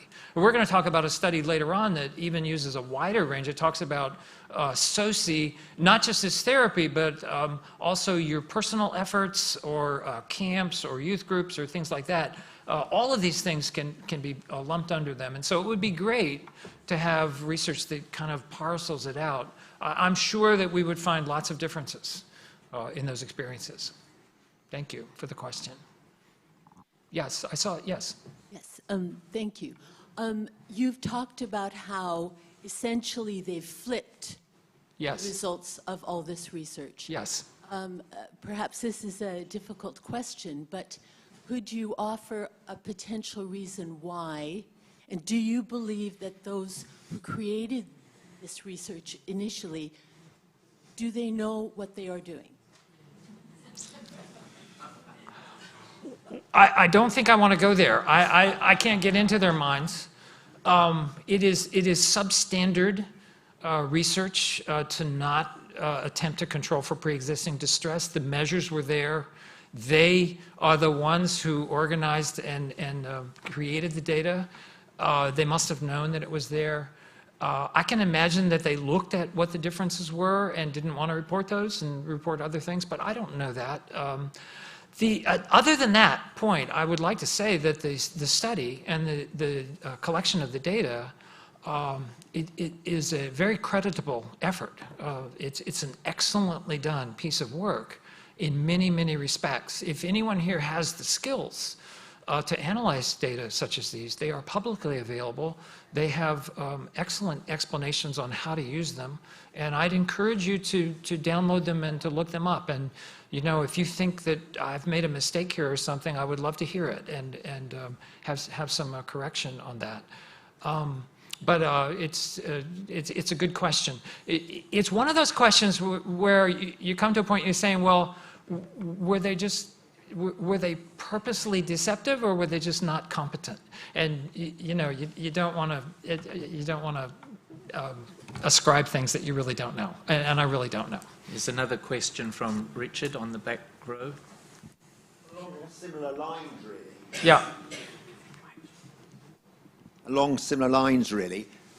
I wonder whether they might say that controlling for ACEs, which I didn't quite understand, I admit, and you'll no doubt enlighten me, is a good proxy for these things. They do say that. Therefore, your criticism is invalid. Yes, they do say that. They say that controlling for ACEs doesn't eliminate all of the lifetime association with SOCI.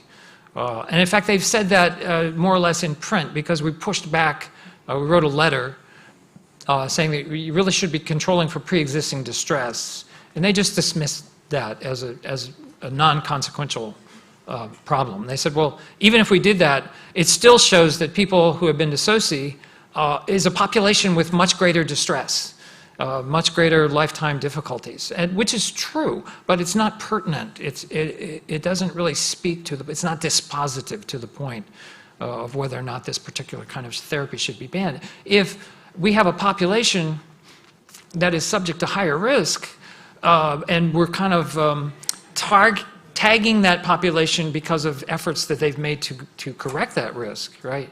It doesn't mean that the correction is the cause of the risk, right? It just helps us to identify it. Yeah. Thank you so much. Okay, there is one more question over here. I'm afraid we don't have time. You can see us at the break. Would it be fair to compare this research with Kinsey? Thank you. Okay, see me at the break. I'll be happy to talk to you. And we'll raise further questions during the panel discussion. Thank you very much, Dr. Paulson. Thank you. Please go ahead.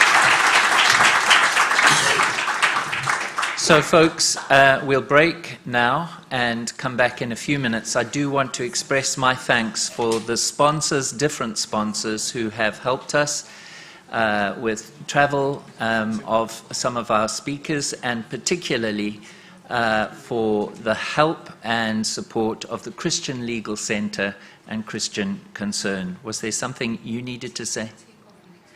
Tea and coffee is next door, and do enjoy it. We'll be back promptly after 15 minutes. Thank you so much.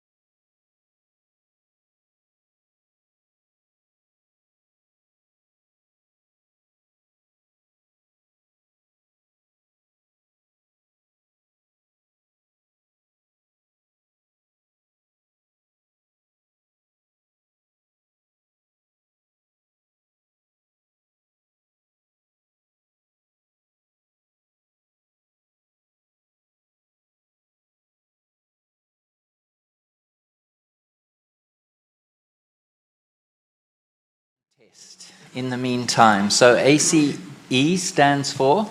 Adverse Childhood Experiences. Very well done. And SOCI is?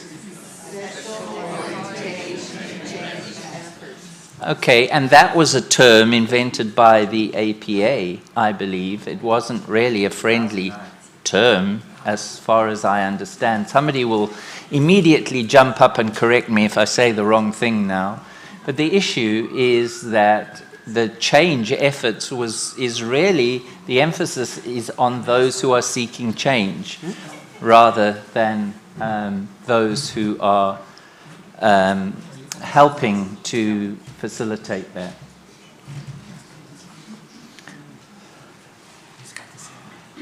Folks, things are going out well in the live stream. If you have those who you can invite, do invite them to look at IFTCC YouTube or IFTCC Facebook, and they should be able to access it online there.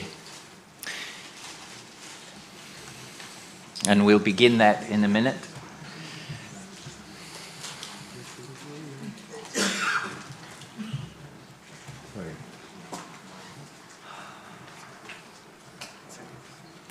If you can pick this up and come here, you can see. No, I still see it, but I don't know if it's not. Once you start the presentation, it will correct the screens.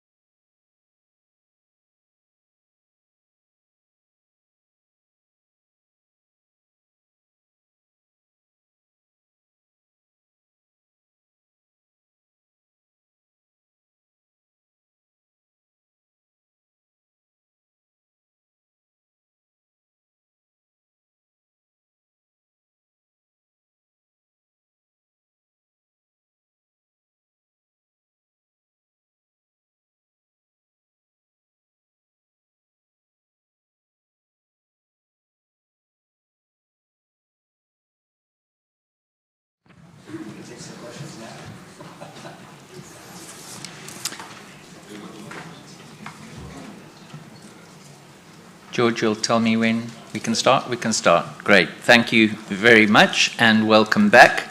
We're going to now proceed with the next speaker, Dr. Christopher Rosick. Dr. Christopher H. Rosick is a Phi Beta Kappa graduate of the University of Oregon and earned his doctorate in clinical psychology from Fuller Graduate School in Psychology. He's currently a psychologist and director of research at Link Care Center in Fresno, California, as well as a clinical faculty member of Fresno Pacific University. Dr. Rosick has served as the president of the Western region of the Christian Association for Psychological Studies, or CAPS, and the Alliance for Therapeutic Choice and Scientific Integrity. He's a long-time member in good standing of the American Psychological Association, International Society for the Study of Trauma and Dissociation, and the National Association of Social Workers. It's a real privilege to have you, Christopher. Thank you so much for all your writing. You're most welcome. If you could provide a few minutes for questions at the end of your presentation, that would be great. Okay.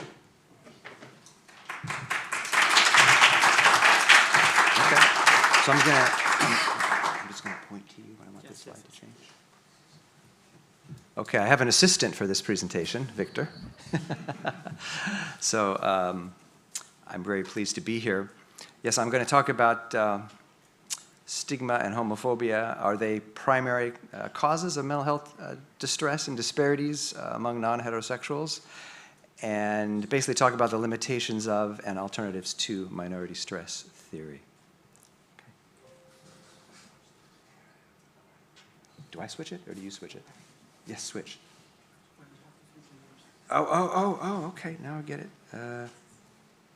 Okay, I have more control than I thought. Yes, my body does say it is about 3:30 in the morning, so bear with me a little bit. Thank you. So here's an outline of the presentation. We're going to briefly talk about an overview of what minority stress theory is, talk about some limitations of the theory, some alternative models that I think are important to know about, and then I want to explain my thoughts about why is this theory so dominant in the literature, and then make some particular observations relevant to the Coventry report. So minority stress theory was developed by this gentleman, Ilian Meyer, and the essential tenets of the theory is that societal stigma and prejudice directed at non-heterosexual persons increases their exposure to stress, and in turn, this increased stress heightens their risk of stress-sensitive mental and physical disorders, and this results in the health disparities between heterosexual and non-heterosexual persons. That's it in a nutshell. Oops, this is too far. This is a theory in its most complex presentation, but just for the record, what you want to look at, what's mostly talked about in the literature are those two center boxes, minority stress processes, the distal stress and the proximal stress. So the distal stress is the events in the environment. The proximal stress are the internal aspects of the expectations, concealment of identity, and internalized homophobia. That pretty much takes up a lot of the attention in the literature. So when you boil this down to what it really is in the literature, how it's presented, and probably what you would think about it in the public, is this, where you have the minority sexual orientation individual.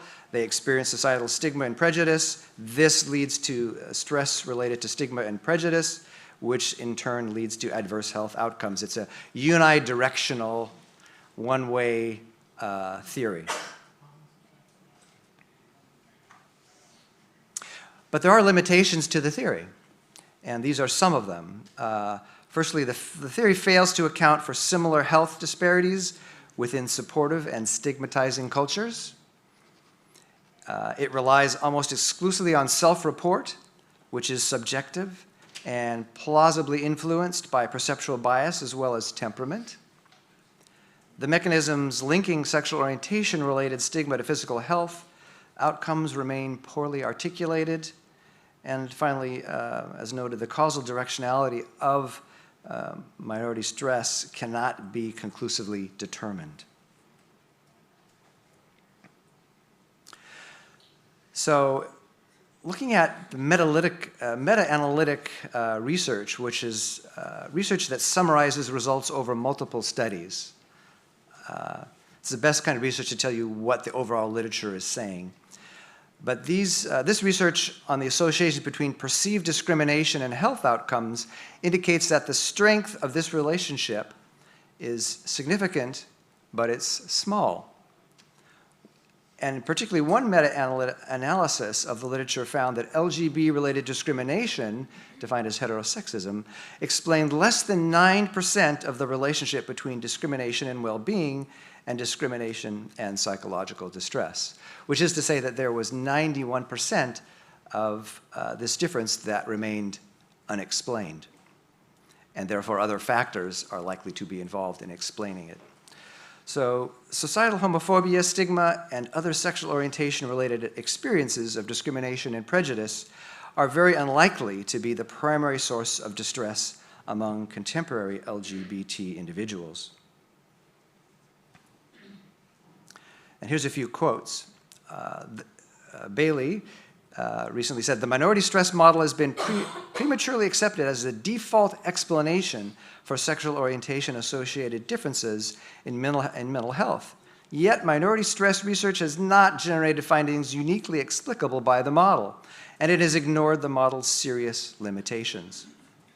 And then in a study a little earlier by Wang and colleagues, basically he takes the researchers to task in this arena for not examining and being curious about other factors that might be involved in suicidality differences. He says, it is notable, however, that certain areas of mainstream suicide research, such as consideration of biologic factors, psychological factors, such as personality traits, and stressful life events, have not been addressed in suicide research among sexual minorities to date. So I'm going to be repeating some of the things that have been shared already, so I always think repetition is a good teacher. So you'll walk out of here knowing exactly, I think, the most important things, because you'll have heard them multiple times. But this is a study that Dr. Meyer was the principal researcher in, that we noted about, following these 3 cohorts of sexual minority individuals over a period, therefore covering a period of 50 years, looking at the effects of minority stress, distress, and suicide attempts. And essentially, this was a US national probability sample recruited in 2016 and 2017 of over 1,500 people. They examined these 3 cohorts of non-heterosexuals born between 56 and 63, 74 and 81, and 1990 and 1997.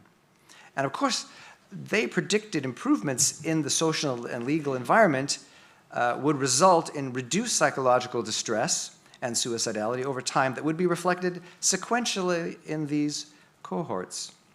And in fact, if you read the article, which is available,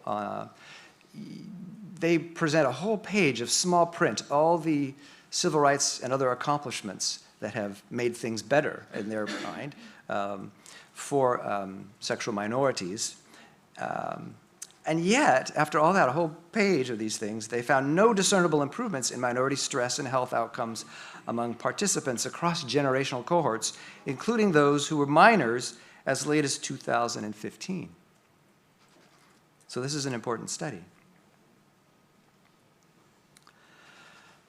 They said, in fact, indeed, contrary to our hypotheses, we found little evidence that social and legal improvements during the past 50 years in the status of sexual minority people have altered the experience of adverse mental health outcomes. Most tellingly, younger sexual minority people did not have less psychological distress or fewer suicide attempts than older sexual minority people. Now, of course, they interpreted the results as reflecting the pernicious effects of lingering homophobia and heterosexism, and that LGBT equality remains elusive. And I would note there was no reflection on the potential limitations of the theory. But there are alternative theories, and I want you to know about a few of them anyway. These are mediation theories, common factors theories, there's a difference in lifestyle theory, and then what I would call anatomically discordant sexual practices. It's not really a theory, but just a fact. So in terms of mediation theories, these are theories that suggest other factors indirectly mediate the pathways linking discrimination and stigma with health disparities. And we find that accounting for these factors can reduce, or in some studies, eliminate the health differences between non-heterosexual and heterosexual persons. And the research has identified a number of potential mediating factors, including the following: emotion or avoidant-based coping mechanisms, passive coping styles, an inability to effectively regulate emotions, relational loss, the stress of living with HIV/AIDS or other physical ailments, and the one I'll pay more attention to here, rejection sensitivity. So the rejection sensitivity model basically posits that early experiences of rejection lead to expectations of future rejection and heightened importance on avoiding rejection. This leads to, sequentially, 1, a hypervigilance for signs of rejection, 2, readily perceiving rejection in the presence of minimal or ambiguous cues, and 3, intense reactions to perceived rejection. So rejection sensitivity can be understood as a defensive motivational state that serves to protect individuals from rejection by preparing them to detect and respond to social threat. RS mediates the association between discrimination and mental health problems. Now, we know that significantly higher rates of adverse childhood experiences for non-heterosexuals likely sets in motion rejection sensitivity processes. So in this model, causality is assumed to be bidirectional, which is very different than the first model I showed you, the standard interpretation of minority stress theory. And bidirectionality means that actual experiences of rejection, not necessarily tied to sexual orientation, they may cause rejection sensitivity, but RS in turn can also lead to increased perceptions of rejection. Feinstein says, when activated in a relatively benign social world, rejection sensitivity may lead people to behave in ways that undermine their chances of maintaining a supportive and satisfying close relationship. What I should say is, in my work, often a focus of therapy that would otherwise be described as SOCI. So this is a graphic representation of the model. You can see there's the trigger situation and the RS processes, the anxious expectations of rejection, leading to perceptions of rejection, leading to cognitive affective reaction, and this in turn creates behavioral reaction. There are behavioral consequences, there's the reactions of the observer, and then the long-term outcome of this. But then it's saying it also, that experience then leads to cognitive social learning history and these prior experiences of rejection, which then, it's a feedback loop that then reinforces and strengthens the RS processes. Does that make sense? You follow that? Okay.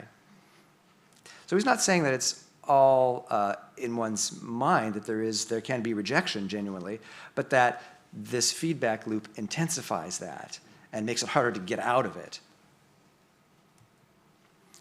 So the theory suggests that elevated health problems among, this is the next one, the common factors theory. And in this theory, it suggested that elevated health problems among non-heterosexuals could be directly or indirectly due to genetic or environmental common causes of both health risks and non-heterosexuality. Certain characteristics may be influenced by the same genetic and neurodevelopmental factors as non-heterosexuality, and these characteristics may therefore be linked to poor mental health regardless of sexual orientation. Things like gender nonconformity and associated divergence in behavior, personality, and perceived identity from that typical for one's sex. Increased internalizing, such as self-harm, and externalizing risk behaviors like sexual risk-taking may be due, in this theory, to direct or indirect shared genetic effects between non-heterosexuality and eroticism or sensation-seeking rather than non-heterosexuality per se. There are also common environmental causes that could be involved, like the same environment such as large cities, college campuses, or nightclubs may provide exposure to sexually arousing stimuli opportunities and opportunities for encouragement in sexual risk behaviors. And this could be a common cause for both health risks and non-heterosexuality without a direct relationship. Now, Bailey, his version of this is the genetic common factor model, and he posits a genetic factor is responsible for both same-sex sexual orientation and neuroticism. And in turn, neuroticism is related to rejection sensitivity and adverse health outcomes such as depression or anxiety among non-heterosexuals. It says neuroticism together with these adverse health outcomes is associated with increased reports of exposure to stigma, prejudice, and discrimination. Oops, I went too far.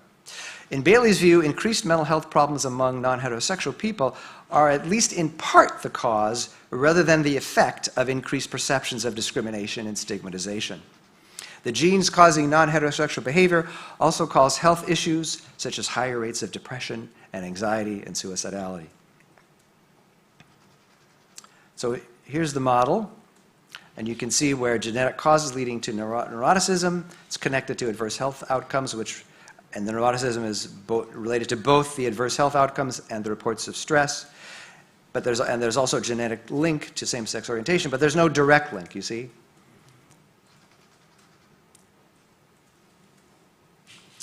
All right. Then in terms of differences in lifestyle theory, this theory just proposes that LGBT lifestyles are inherently riskier than those of heterosexuals because of certain features of LGBT social communities. Differences in conduct between sexual orientations, rather than sexual orientation identity, may lead to or reinforce discrimination. These behaviors may include antisocial behaviors, unsafe sexual practices, and drug use. And finally, anatomically discordant sexual practices. Some health risks, such as sexually transmitted diseases, including HIV, among gay men may be influenced by stigma, but are ultimately grounded in biological reality. Byers' 2000 and colleagues' 2012 comprehensive review found an overall 1.4% per act probability of HIV transmission for anal sex and a 40.4% per partner probability.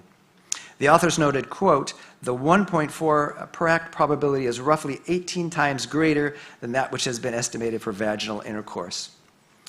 And this kind of statistic may well explain why, for instance, in 2017, gay and bisexual men disproportionately accounted for 66% of all HIV diagnoses and 82% of diagnoses among males in the States, and this is the CDC statistics from 2019.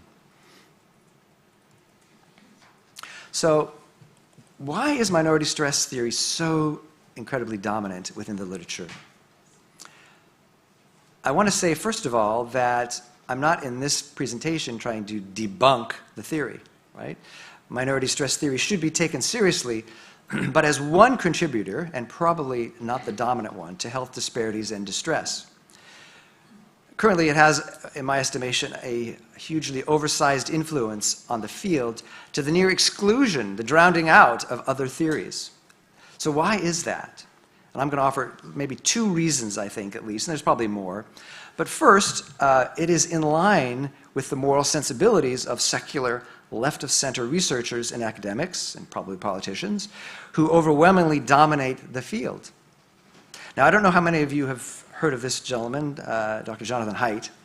He's a social psychologist at New York University. I'm a fan of his writings, and in 2012 he wrote a book called The Righteous Mind, which is his view. Actually, he wrote it to help for civil discourse between the polarizing sides in the culture.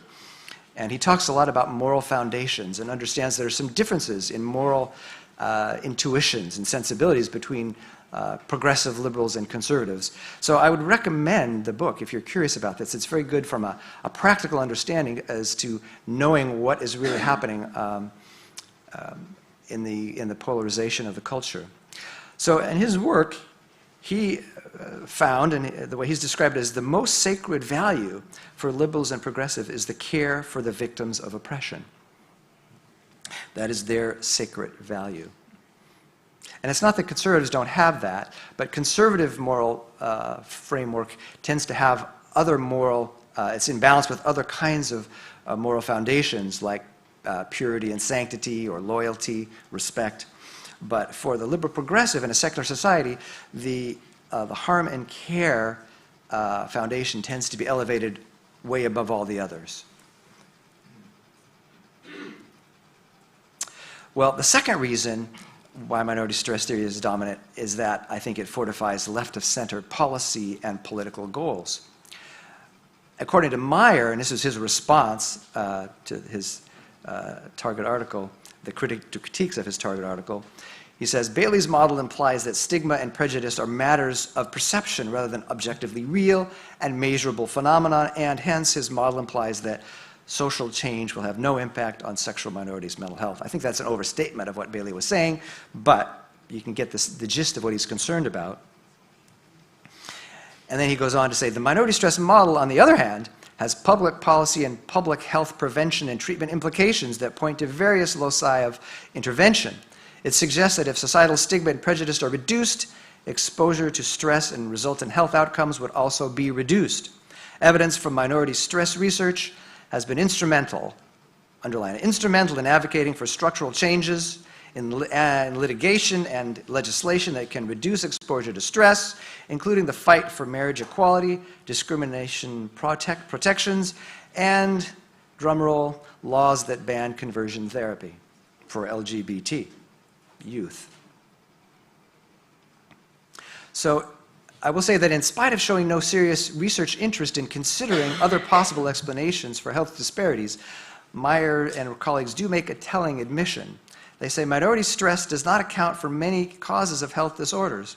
It does not include familial dynamics, personality, genetics, neurological, and other factors, except if they are related to homophobia or transphobia.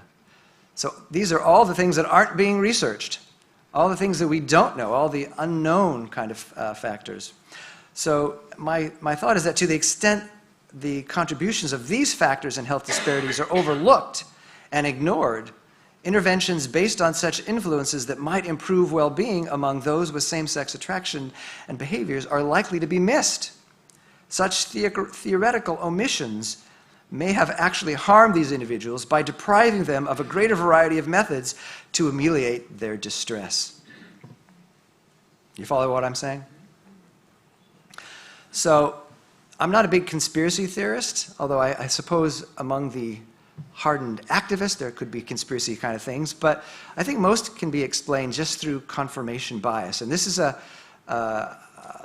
confirmation bias is a psychological phenomenon. It's established, well established, occurs among all people. And this is a quote from Haidt that I really appreciate. He says, "Each individual reasoner is really good at one thing, finding evidence to support the position he or she already holds, usually for intuitive reasons. We should not expect individuals to produce good, open-minded, truth-seeking reasoning, particularly when self-interest or reputational concerns are in play, or political reputation, I could add. This is why it is so important to have intellectual and ideological diversity within any group or institution whose goal is to find truth, such as an intelligence agency or a community of scientists, or to produce good public policy, such as a legislative or advisory board." And I would say that this diversity of ideology has been sorely lacking, both in the academic community, the research community, and then in the political class when it comes to these issues. So I think that guarantees our public policy is going to be flawed. So is there confirmation bias in the Coventry report? I'm going to throw out some thoughts about that. You can judge for yourself. But from the report, to date, no final judicial decision has overturned a ban on conversion therapy. But as noted earlier, the report glaringly omits decisions from the Florida Municipal Court and the U.S. 11th Circuit Court of Appeals that occurred within the report's time frame. The Valzo versus City of Tampa Bay in Florida, and then Otto versus the City of Boca Raton. These decisions both dealt with change exploring therapy bans for minors and full consent. I was an expert to give expert testimony, expert declaration on the Valzo City of Tampa case, so I know some inside stuff. This is, oh, darn it. This is a piece from the judgment on the Valzo and City of Tampa. The reason I say darn it was because I had highlighted some yellow. It must have been in a different version. Anyway, I'll just read through a couple things here. On the first full paragraph there, you can see on the left side, it says, although the city expresses confident certitude, the city's experts, one or both, expressly agreed with the following points. And I want to point out, one of the experts for the city was Judith Glassgold. And if you don't know that name, she was the chair of the APA task force in 2009 that made the document Appropriate Therapeutic Responses to Sexual Orientation that's been used over and over and over again in these legislative battles. Anyway, some of the things that the judge noted, the expert expressly agreed with the following points. For instance, minors can be gender fluid and may change or revert gender identity. Gender dysphoria during childhood does not inevitably continue into adulthood. A little farther down, emphasizing to parents the importance of allowing their child the freedom to return to a gender identity that aligns with sex assigned at birth or another gender identity at any point cannot be overstated. These are what their experts were saying. One cannot quantify or put a percentage on the increased risk from conversion therapy as compared to other therapy. Scientific estimates of the efficacy of conversion therapy are essentially non-existent because of the difficulties of obtaining samples following individuals after they exit therapy, defining success, and obtaining objective assessments. Now, we do have some longitudinal studies now that answer that question, but not in the way that the defense here would want answered. Let's see, just a couple others. Although research, on the second page there, although research on adult populations has documented harmful effects of SOCI, no scientific research studies have examined SOCI among adolescents. And then the bottom, no research demonstrates the harm of conversion therapy with gender minority youth that has been published. In a 2018, an article was published on youth, but causal claims could not be made from that 2018 report. This was like so refreshing to read this when I've read so many other judicial decisions that obviously just, I think, ignored these points. I'm sure they heard them. Now, with this Otto and City of Boca Raton decision, this decision overturned a district court's upholding of a therapy ban for minors and effectively voided all such conversion therapy bans in the U.S. states of Florida, Georgia, and Alabama. So you're not going to hear those promoting bans talking about this. Some of the quotes from that decision I just highlighted for you. We have no doubt that the local governments here have a strong interest in protecting children. Their legitimate authority to protect children, however, does not include a free-floating power to restrict the ideas to which children may be exposed. So while protecting children is a crucial government interest, speech cannot be suppressed solely to protect the young from ideas or images that a legislative body thinks unsuitable for them. The exception expressly allows counseling that provides support and assistance to a person undergoing gender transition. That's the exception. No such carve-out exists for sexual orientation. The ordinances thus codify a particular viewpoint that sexual orientation is immutable, but gender is not, and prohibit the therapist from advancing any other perspective when counseling clients. That viewpoint may be widely shared in the communities that pass the ordinances, but widespread agreement is beside the point. The question is whether a speaker's viewpoint determines his license to speak. Here, the answer is yes. And what they're saying is that this law was deemed to constitute viewpoint discrimination. And finally, whether therapy is prohibited depends only on the content of the words used in that therapy, and the ban on that content is because the government disagrees with it.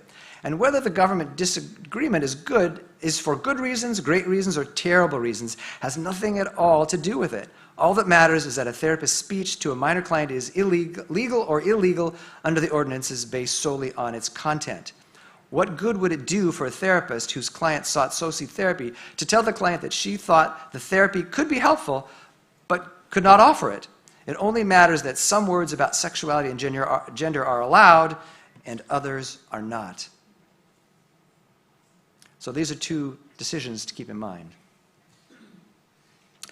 So I would say that the report also has a false, misleading portrayal about the Santero retraction. The report claims that the retraction occurred due to concerns over the statistical analysis. But when you read this particular abstract, written by Neil Whitehead, who's one of the authors of that retracted study, and I had this highlighted as well, but I just want to read this for you. In the middle of that abstract, it says, the retraction by the journal was nearly a year after publication and was based on a sole negative review of the statistics used, although these had previously been approved after examination in depth by a reviewer from another journal, and one was specifically recommended as valid by the APA. That's the statistics they were using. The authors submitted a reply to the editor journal here and found the negative review was easily answered. But the editor did not allow herself to be involved in a statistical argument, nor did she blame the authors, but rather attributed culpability to the previous processes in the journal. It was a new editor that came on. The old editor had accepted the article, and a new editor came on. So basically, the basic issue was that the editor and the reviewers did not understand the statistics that Santero used. That was the reason it was retracted, which the retraction was really a bogus thing, I think. But it's being used as a talking point. But now you know the inside story. So I'm also was aware of some, what I think where the report did not follow their own cautions. It expresses serious cautions about their findings, but seems to ignore them in calling for therapy bans. For instance, although we need to interpret this data with care, right, real care, such associations are consistent with verbal accounts of individuals who have undergone conversion therapy. So we have to interpret it with care, but it's good enough to ban therapies, to interfere with the client-counselor process. Second quote, there is a need to be careful when making causal interpretations from such studies. For example, and I think this quote showed up earlier, an alternative explanation could be that LGBT people with mental health problems are more likely to seek out conversion therapy. However, one study, controlled for adverse childhood experiences, for example, physical or sexual abuse, that are also associated with suicidal thoughts. And this is the Blosnish study that's been talked about, but they did not control for pre-therapy suicidality, as Dr. Sullins has pointed out, and when he took this into account, conversion therapy was found to actually reduce suicidality. So in essence, the Coventry reports, their alternative explanation turns out to be closer to the truth. And then a final thought, in light of such grave limitations for the Coventry report. Is it reasonable that a 16 or 17-year-old or 16 or 17-year-olds who experience themselves to be the wrong biological sex are allowed to receive powerful drugs and risk sterility, not to mention remove healthy body parts, while others with unwanted same-sex attractions and behavior be prohibited from even talking to a registered therapist in a manner that could be construed as exploring their potential for change? These are the references. If you'll get this, you can appeal to them. So, yes, I don't know how much time I have, but I'll take a few questions.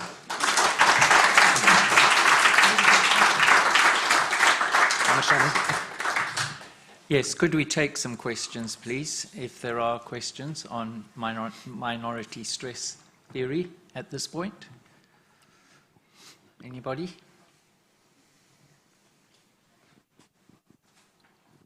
Thanks very much, Christopher.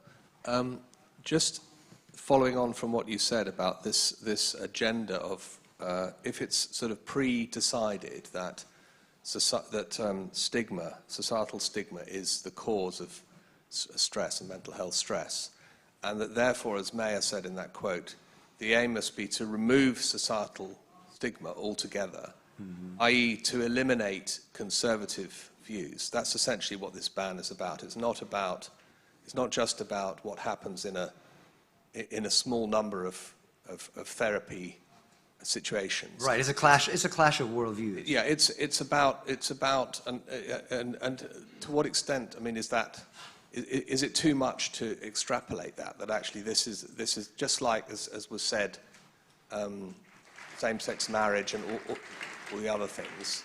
This is about reshaping society to eliminate views that are seen to be harmful and to permit everything that's, essentially that's what this is about. It's about eliminating views that are seen to be. I don't know if everyone who's opposed to this, to SOCI or to change allowing therapies, has in mind that they're set about to change society. But I do think that is the movement of the ideology certainly points in that direction. I do think that, in the States, it's been focused on therapists, licensed therapists. And so within the church, a lot of pastors and others are saying, well, it's not relevant to us, right? But I would submit that we therapists who practice this, who are involved in this area, are the tip of the spear, and that eventually they're going to come for pastors too. And you can kind of see some of that. It's getting a little bit more bold in the literature now that I'm reading on, that are studying this from those who are opposed to such practices, that they are more bold in talking about attending to religiously derived types of intervention, like prayer, right? That kind of thing. So I think the movement is in that direction. Thank you so much, folks, and thank you again, Dr. Christopher Rossi. Great. Thank you very much.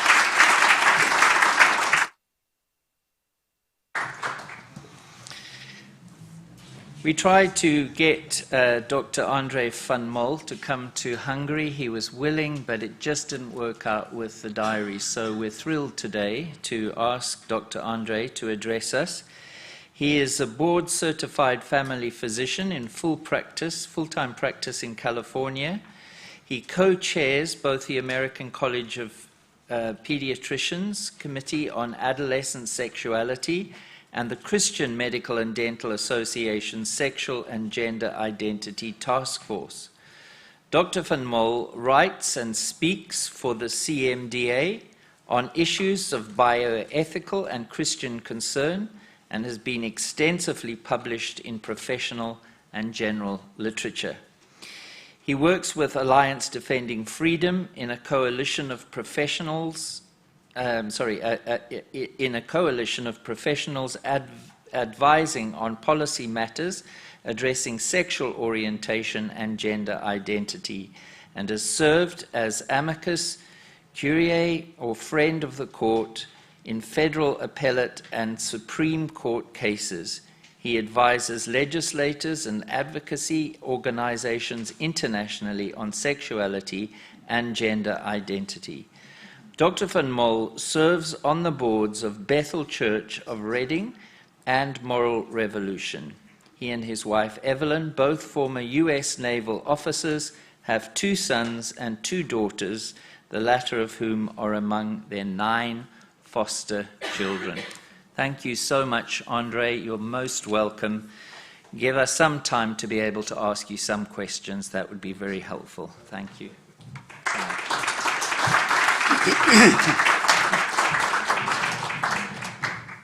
Oh, look, you have my thing on. Yeah, I was just going to do it on regular. Can I close this? Does something horrific happen if I close? Okay. Hi, thank you very much for being here. As I understand my lecture notes, I have this thing. I like my lecture notes to be available to people who attend my lectures, and I understand that's being done. There's, give or take, more or less 120 citations in this. I don't want you to take anything based on my saying it. The evidence is there for you. There's a table of contents to start this off, also collated with page numbers to make for easy reference if some section is of more interest to you than others, but let's do it. So basically, we're talking here about gender dysphoria, transgender ideation, its affirmation in medicine, and is that in fact beneficial? Gender dysphoria itself, some clarifications here, is a diagnosis. I'd have you think of it as a psychosocial neurodevelopmental problem. We'll get into that a bit. Basically, it's great distress with a person's sexed body, so it's very straightforward. Prevalent statistics out of the DSM-5, does everyone know what the DSM-5 is? American Psychiatric Association's Diagnostic and Statistical Manual, 5th edition. That's where a lot of these diagnostic entities are kind of codified for good or for bad. There, the prevalence statistics say that in natal males, the prevalence of gender dysphoria is maximally 14 one-thousandths of 1%. For natal females, maximally 3 one-thousandths of a percent. But now we have at least 4 surveys out of the United States in the past 4 years, some state level, some national, where when asked, about 2% of youth say, yeah, I might be trans. Well, something changed, and it obviously could not have been biology and genetics, not on that kind of short order, right? Transgenderism, however, I'd have you think of that as an overarching ideology. So gender dysphoria is a diagnosis, but it's one subset of this big overarching ideology of transgenderism.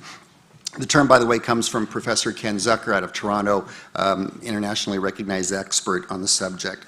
But Zucker goes on to say, quote, the term transgender identity, in quotes, is hardly an objective label for a child's gendered subjectivity. So he's warning against the weaponization of the language as is being done. So transgenderism and gender dysphoria are not the same, save that they both arrive to us now as a self-diagnosis, right? It is what the person says when they say it is. Desistance is the norm for gender dysphoria. Conservatively, from decades of literature, 85% of it will desist by adulthood. Again, the DSM-5, page 455, notes that the rate of persistence there translates in natal males to a desistance of 70 to 97.8%, in natal females 50 to 88% by adulthood. That's huge. That's the majority finding, right?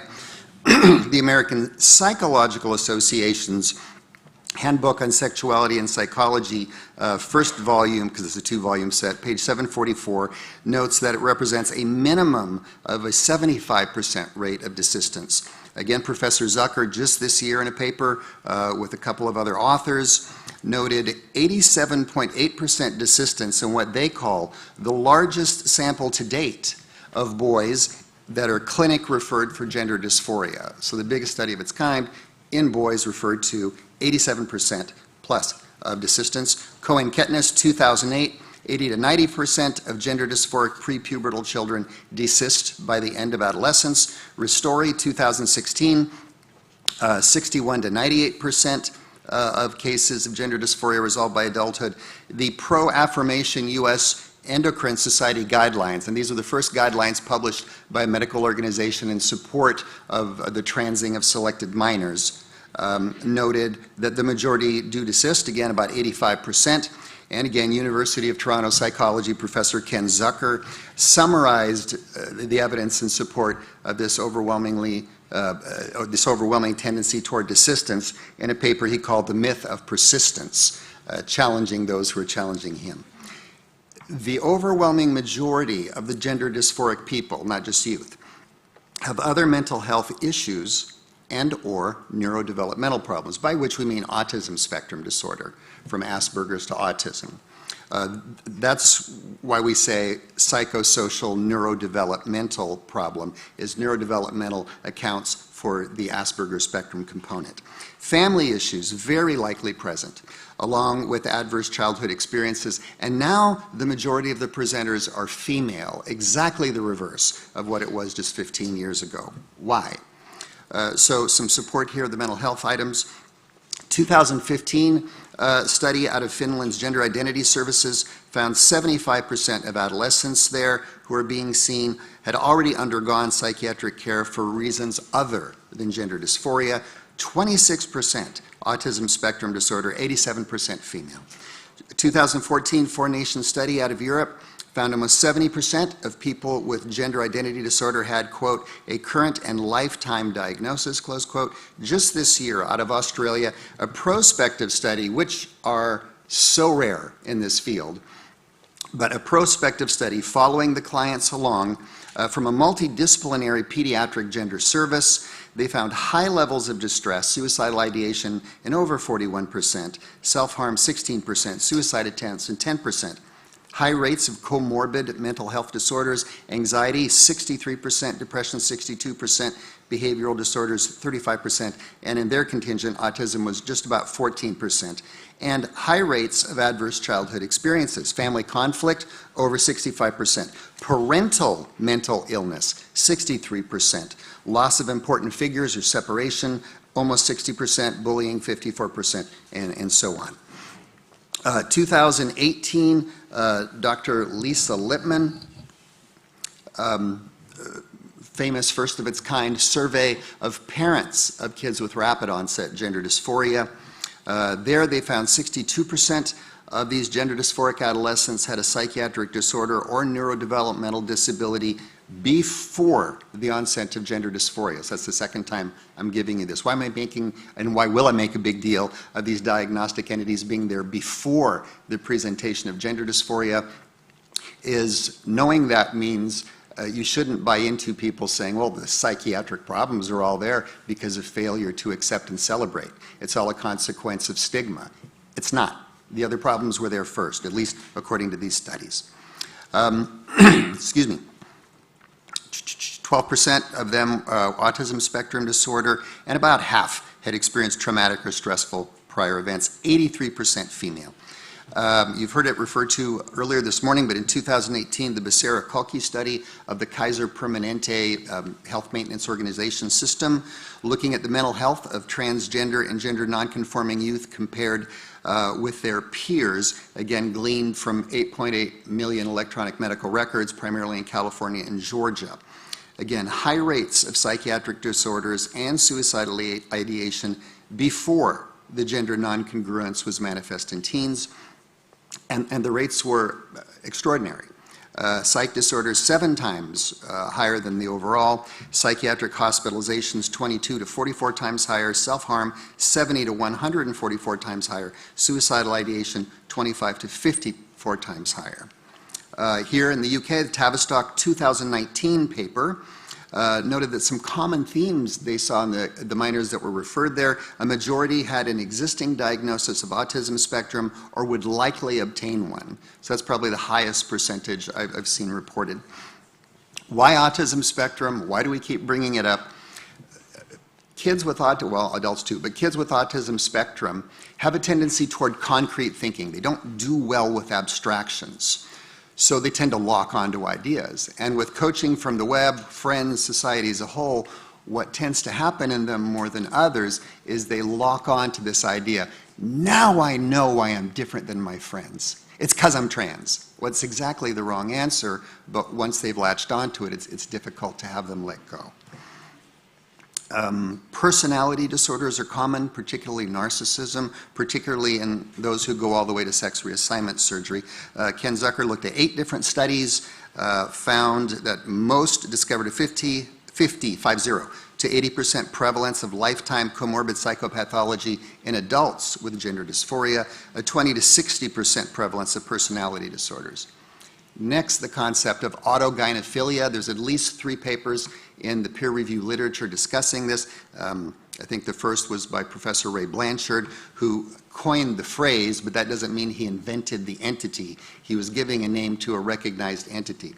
And it's defined in the professional literature thusly: autogynephilia is a propensity of certain males to be erotically aroused by the thought or image of themselves as women. They get off on the idea of being like the opposite sex. So for some, the cross-dressing is enough, but for others, to, as they say, up the game, cross-sex hormones, contouring surgeries, so on and so forth. So that's a particularly prominent thing in adult males who trans-identify. Now, this rapid onset gender dysphoria that I referred to earlier simply means the appearance of gender dysphoria that was never before evident starting in the teen years and after. Lisa Littman, again, in her 2018 parental survey, she was able to distill down certain commonalities found in by the reporting parents regarding their kids. 1 or more friends became gender dysphoric or trans-identified. Increased social media and web use before the child's identification, worsening of the child's mental health as this carried on. It did not improve. Worsening isolation from family and any non-trans identified friends, so it becomes more and more cloistered, and distrust of any information that didn't come from trans-affirming sources. Here in the UK, changing subject now, Sally Howard, a GP, published a letter to the editor in the British Medical Journal where she was talking about, okay, since the majority of these kids desist and there's these underlying issues, quote, where is the advocacy for the mental health needs of that majority? Where indeed? I would remind you, 35 different psychologists over a 3-year period resigned from the NHS Tavistock Gender Identity Development Service, GIDS. They complained about an overprescribing of medicalization in kids with gender dysphoria, quote, with psychologists unable to properly assess patients over fears they would be branded transphobic. Now, psychological intervention is precisely the standard of care, but what happens when internationally, through ideology and activism, it's called transphobic, and people are afraid to stand up to that for fear of losing their jobs, their livelihood, potentially their personal safety. But these psychologists went on to say, or at least some of them writing this letter, we fear that we have had front row seats to a medical scandal. Now, those with mental health issues, as a whole, right, require and deserve these issues to be addressed, not a ban on exactly what is needed. So therapy bans put sexual minority youth at increased risk. Now, there's the thing, social and peer contagion, that basically part of the reason for the mass acceleration of transgender identification is exactly that it's a peer and social contagion now. It's prominent in everybody's face, so they start to interpret their lives that way. Dr. Littman noted that with exposure within friendship groups, meaning when, for example, a young girl, her group of friends, say one amongst them declares themselves transgender, the number of individuals who will then become transgender identified in that group is 3.5 per group. Statistically impossible by the DSM standards of the prevalence of the condition, and yet here we are.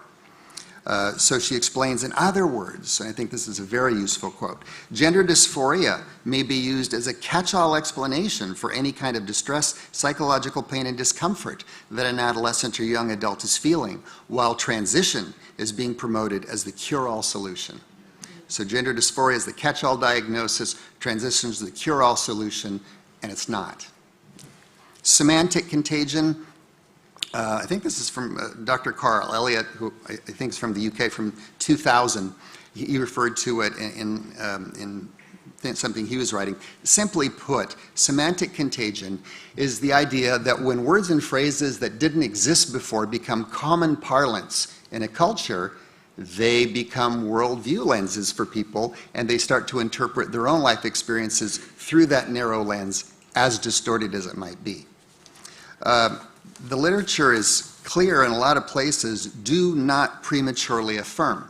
Yet this Coventry document on page 8 says providing unconditional acceptance is the evidence-based recommendation. No, it isn't. The APA Handbook on Sexuality Psychology, 2014, quote, premature labeling of gender identity should be avoided, close quote. And as for premature affirmation, quote, this approach runs the risk of neglecting individual problems the child might be experiencing and may involve an early gender role transition that might be challenging to reverse if cross-gender feelings do not persist. And we just got through saying there's an 85% chance, conservatively speaking, that that transgender ideation will not persist unless, of course, it's affirmed, right? 2020, the Nordic Journal of Psychiatry, in their conclusion, said medical gender reassignment is not enough to improve functioning and relieve psychiatric comorbidities among adolescents with gender dysphoria. They go on to say, an adolescent's gender identity concerns must not become a reason for failure to address all his or her other relevant problems in the usual way. And the usual way is counseling, psychological intervention. Withers, 2020, piece of the peer review literature here.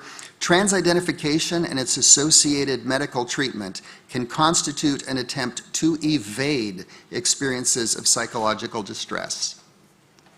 So there's a problem there if we're going to ignore the psychological distress, right?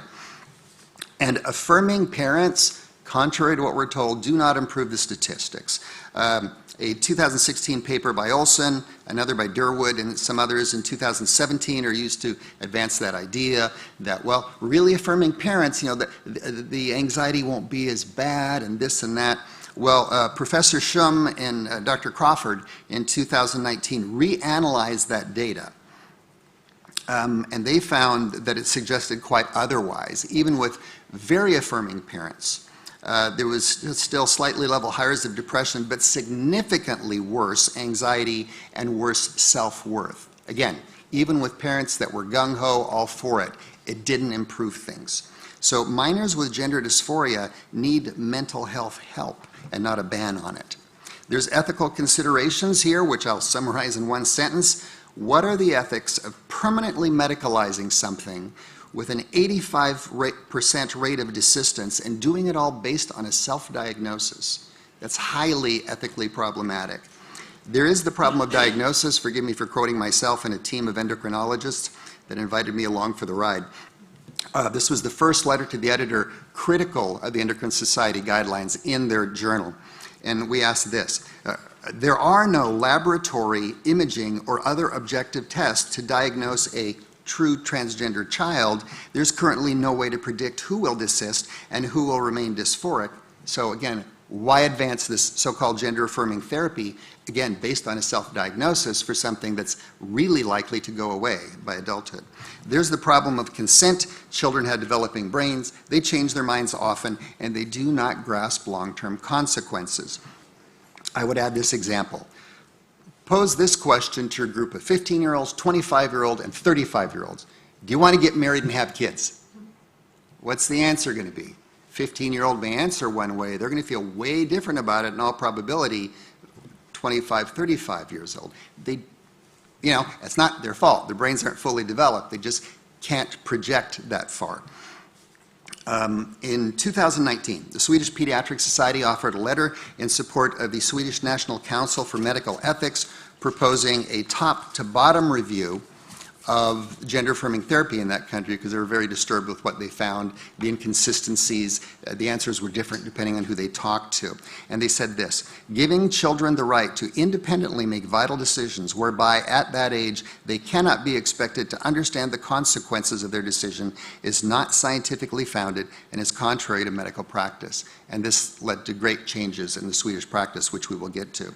Here in the UK, last December, the Bell versus Tavistock decision ruling that gender-affirming therapy in minors was experimental, not proven safe, not proven effective, and they determined that it could not be administered to a child under 16 short of a court order, and they kind of arm-twisted and strongly suggested the same should be true 16 and 17-year-olds. Now, that has been sent to a court of appeal, but under the very narrow concern about child competence for consent due to another existing British standard of that. Not that they in any way challenged the science they were being presented with. And they said this: there is no age-appropriate way to explain to many of these children what losing their fertility or full sexual function may mean to them in later years. There's more to be said about that, but my time's limited. So gender-affirming therapy, GAT, I'd prefer you think of it as TAT. It's transition-affirming therapy, but in the literature it's GAT, is not the standard of care.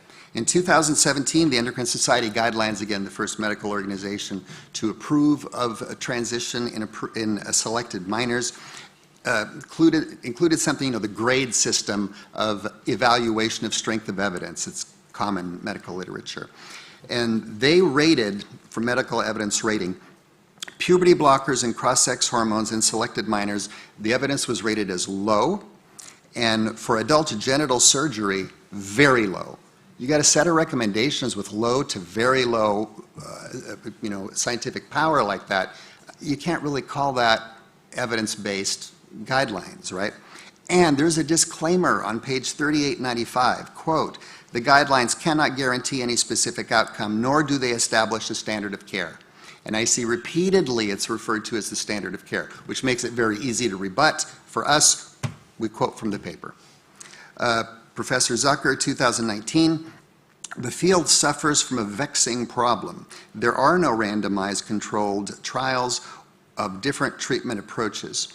Professor Stephen Levine in an Ohio Medical University Center published in 2020, "The fact that modern patterns of treatment of trans individuals are not based on controlled or long-term comprehensive follow-up studies has allowed many ethical tensions to persist.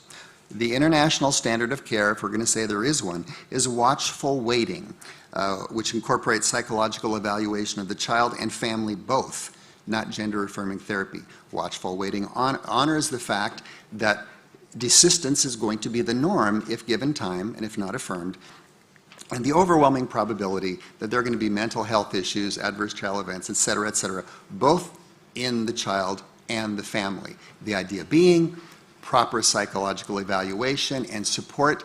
If you can help resolve these other issues, the gender dysphoria often follows suit. University of Toronto psychology professor Dr. James Cantor said almost all clinics and professional associations in the world use what's called the watchful waiting approach to help gender dysphoria, and he wrote that in a takedown of the American Academy of Pediatrics support statement. Basically, he laid waste to it in one nice little commentary. Michael Laidlaw, my endocrinology colleague, Watchful waiting with support for gender dysphoric children and adolescents up to age 16 is the current standard of care worldwide, not affirmative therapy. Now, the Coventry report spoke about consensus, a consensus of over 60 health associations in favor of their ban, which I say is, against therapeutic choice. I would remind you all, consensus is not a proxy for truth. It's not. It's just consensus. Consensus is not science. Consensus can be a threat to science when it is groupthink and herd mentality, which this is. This pro-GATT party line, again, I prefer you think of it as TAT, transition affirmation, is in large part groupthink with ideological and corporate backers, pharmaceutical companies, biotech firms, medical corporations, which stand to radically increase their market share. You're taking something from what should be thousandths of 1% to 2% identification. You've increased your market share 1,000%. And once someone's medicalized, they're medicalized for life. So the income's not going to stop. High motivation. There's also a thing called the Castro consensus, named after Fidel Castro. Fun article in the peer review literature.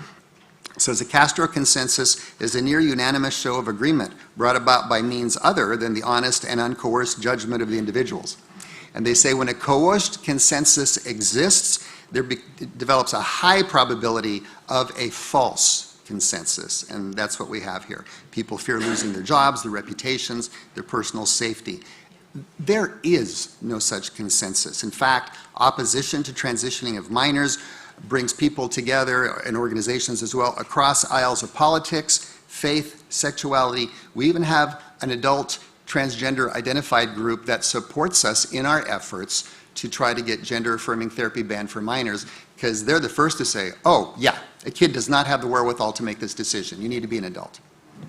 Now, there's 4 levels of transition, generally speaking, when we talk about this. Social transitioning, that's easy. You change your name, your clothing, your hairstyle, cosmetics. You just decide you present yourself as the opposite sex. It can be done in a day. However, social transitioning all by itself in minors is associated with increased persistence. That is noticed in the Endocrine Society guidelines by Professor Zucker and others. And why wouldn't it? You're affirming the child's misperception. The authority figures in this kid's life are affirming it. So yeah, that's going to lead to more persistence. Second is puberty blocking, trying to prevent chemically puberty from happening. Third, cross-sex hormones, which you should think of as wrong sex hormones. And sex reassignment surgery, also called gender-affirming surgery, also called gender-confirming surgery. Puberty blockers and their risks. Puberty blocking agents used in precocious puberty, that's when puberty is happening far too young in a child, and it needs to be stopped for a few years. And in prostate cancer, treat disease states where the risks are clearly outweighed by the benefits and they can be declared. Puberty blocking agents used in kids with gender dysphoria cause a disease, hypogonadotropic hypogonadism, in what is otherwise a perfectly healthy child. It's not FDA approved for this use. That's in the United States, the FDA is the Federal Drug Administration that authorizes drug use. And anyway, puberty is not a disease state that requires treatment. It's a normal stage of development, usually the one where an individual maximally associates with their biologic sex. The risk of puberty blocking agents, it chemically castrates at the level of the brain. There's no offense in that. That's the definition of it. There's even papers that I've linked you to here that have that in the title. They're not fully reversible, and long-term complications are possible even if the puberty blocking agents are stopped early. A 2018 study found almost 1/3 of the people they talked to had irreversible side effects that persisted for years after discontinuing treatment. Puberty blocking agents given at Tanner stage 2, so right when puberty is about to start, which is what the guidelines say, causes infertility, and we don't know if it's reversible. Why infertility? It blocks the sperm and the eggs, the sperm and the ova, from maturing. Well, does that go away if you just stop the puberty blocking agents? Wish we could answer that, right? But the longer you're on them, the less likely it is.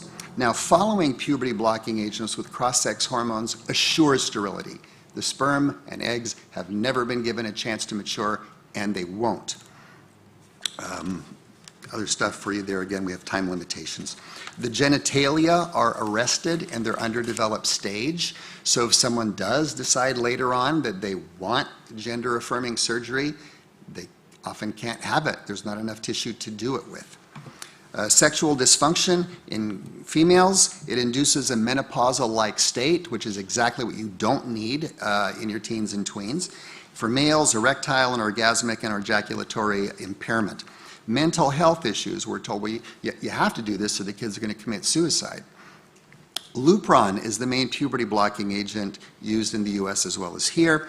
In the package insert, it warns about mood swings, depression, suicidal ideation, and attempts. It sounds like the last thing I'd give to a suicidal kid.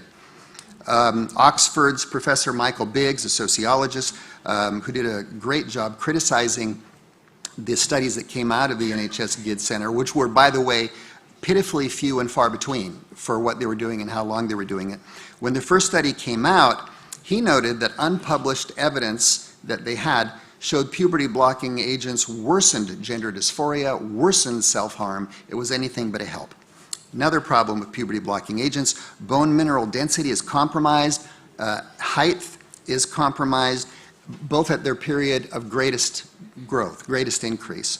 Well, does that mean these people as adults are going to face premature osteopenia and osteoporosis? Wish we could tell you. It hinders brain development milestones. Well, can you have those back if you just remove the puberty blocking agents? Wish we could tell you. It interrupts the vital puberty window for development of brain, bones, and psychology with your peers.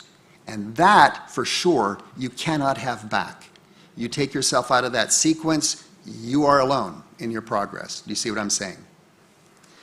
Now, there's this myth of puberty blocking agents as pause buttons, buying time, wait and see. Puberty blocking agents are gateway drugs. They select persistence over natural desistance. It commits a child to cross-sex hormones and sex reassignment surgery. There are 5 studies in the literature that show puberty blocking agents result in a persistence rate of 96.5 to 100% to carry on with the rest of gender-affirming treatment, with the rest of transition. The Bell versus Tavistock decision picked up on this and said the evidence shows that the vast majority of children who take puberty blockers move on to take cross-sex hormones. That's paragraph 136. It is appropriate to view puberty blockers as a stepping stone to cross-sex hormones, paragraph 137. Now, cross-sex hormones, again, wrong sex hormones and their risks. Again, following puberty blocking agents with cross-sex hormones assures sterility. The sperm and the egg won't be able to mature. Estrogen, high estrogen use in biologic males. And don't be fooled when the proponents of this say, no, it's not high estrogen, it's just the same amount of estrogen that you would have in that biologic sex, which conveniently is 20 to 50 times what would be seen in the actual sex of the person who trans-identifies. You'll never see those levels of sex hormones in somebody who doesn't have some kind of endocrine tumor. So it's highly pathological. So estrogen use in biologic males, cholesterol problems, thromboembolic disease, by which I mean blood clots 3 to 5-fold what it would be in somebody else, and the risks increase with time, and I mean exponentially. 2 years into high-dose estrogen in a biologic male, the risk of blood clots go up 4 times, but 8 years into it, it's a 16-time increase. Serious stuff. Heart attacks, 2-fold increase, strokes, 3 to 5-fold increase.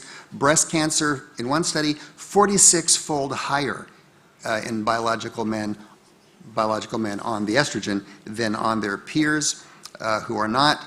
There's weight gain, insulin resistance, which obviously implies you're more likely to get diabetes, and so forth. Testosterone use in biologic females increases heart attacks 4-fold, increases strokes, increases breast and uterine cancer, liver disease, high blood pressure, severe acne.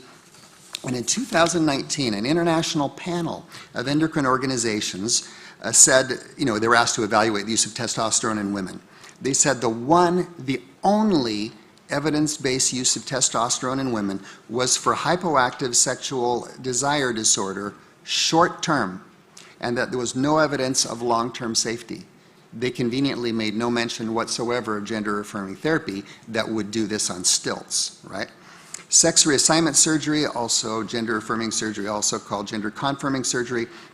Please note the ideological leverage of language there, the weaponization. Words matter, words lead to thoughts, thoughts lead to belief, beliefs lead to culture. And so when we fail to protest weaponized language, we're already on thin ice, painted into a corner. All right, so I'd have you recognize that. So sex reassignment surgery, 3 main types. Contouring, things a plastic surgeon, for example, can do to make your general presentation more that of the opposite sex. Tops, referring to breasts. So in biological women, we're talking mastectomies. In males, inserts. And bottoms, which refers to genital and sex organ surgeries, which actually a majority do not do because they know the stats are bad. Now, orchiectomy, oophorectomy, removing testicles, removing ovaries, that's more likely. But the idea of a woman getting a phalloplasty or a man getting a vaginoplasty, a lot of trans-identified people know to stay away from that because the stats are pretty abysmal. But in either case, if it's done, this is cosmetic, creating poorly functional pseudogenitalia. Highly likely there will be no orgasms for the rest of their life. Sterility is guaranteed. You remove the ovaries and you've removed the testicles. The Hayes Directory, an organization in the US that evaluates the evidence behind certain medical procedures and treatment, reviewed all the relevant medical data on sex reassignment surgery in 2014 and gave it the lowest possible rating, saying research findings were too sparse and too limited to even suggest conclusions. Historical note, 1979, Johns Hopkins University was one of the flagship hospitals doing sex reassignment surgery. Professor Paul McHugh, now a titanic figure in 20th century psychiatry, became director of the psychiatry department, and he said, you know what, let's apply some science. You do all the psychometric testing before someone has SRS. Apply the same tests after. They did. They found no improvement in psychological or social functioning. Shortly thereafter, the program was closed. Most of the US programs followed suit. And here we are, 40 years later, we're repeating the mistakes. This didn't need to happen. 2011, a Swedish study, I think it's one of the finest of its kind, looked at 30 years of everybody who had had sex reassignment surgery, 324, selection bias of 0. They followed everybody. And they found that if you follow them 10 years out, not 6 months, not 1 year, not 2 years, like most of the studies do that say, oh, it's all, everything's great. Follow them 10 years out, the completed suicide rate, 19 times that of the general population. Not thoughts, not attempts. They succeeded in killing themselves. 19 times that of the general population. Almost 3 times the all-cause mortality, meaning everything that can kill somebody, and about 3 times the psychiatric hospitalization. Does not sound like an improvement to me. Brandstrom and Pachanka's 2019 study claimed to be the first population study of 9.7 million Swedes done with electronic medical records, and that ultimately showed both gender-affirming hormones and gender-affirming surgeries did nothing to improve the psychometrics they were evaluating for.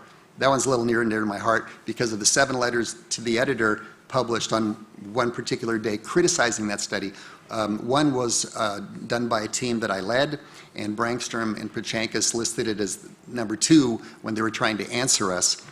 And basically admit, what ended up happening is the American Journal of Psychiatry hired outside statistical consultants. That's not done often.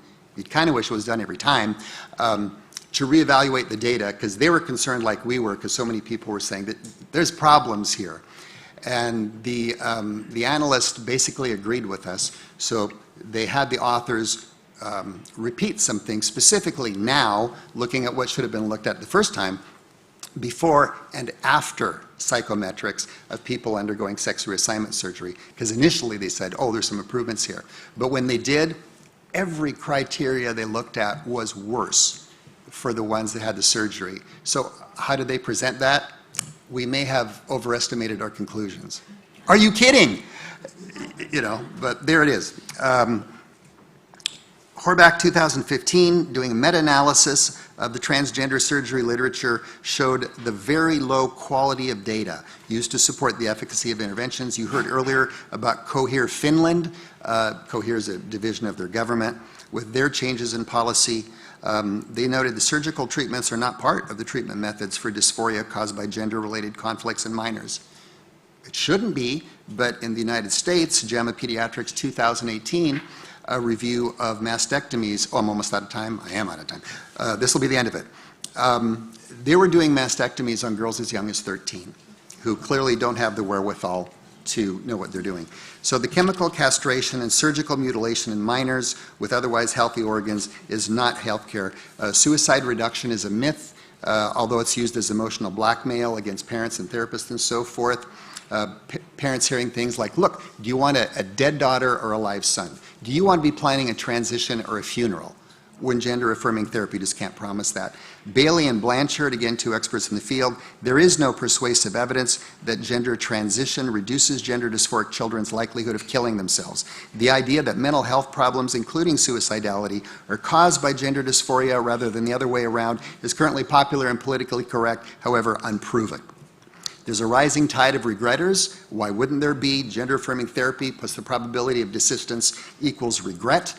A paper by D'Angelo and crew, I think out of Australia in 2020, said, however, these studies that, that say, well, the regret's really low.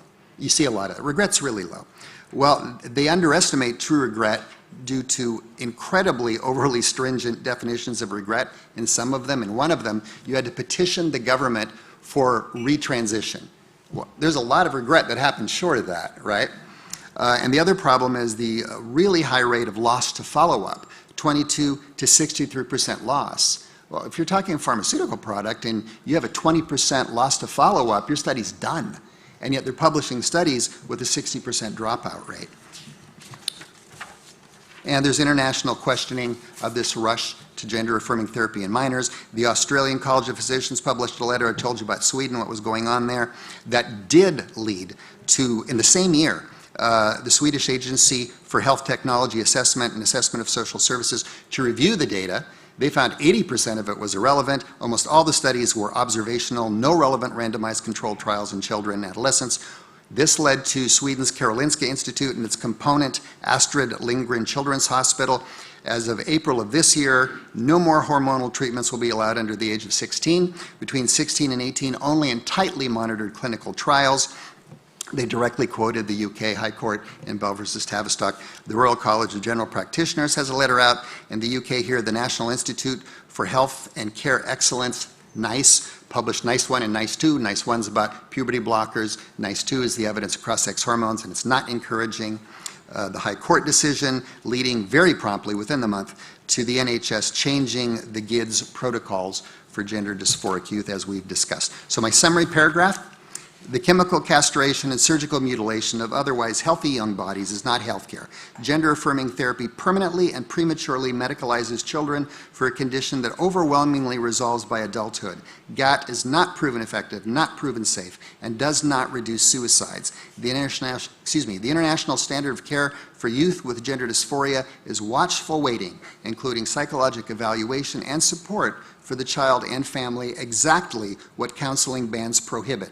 The proposed ban on therapy puts already at-risk youth at further risk. Thank you for your attention. Sorry I went over.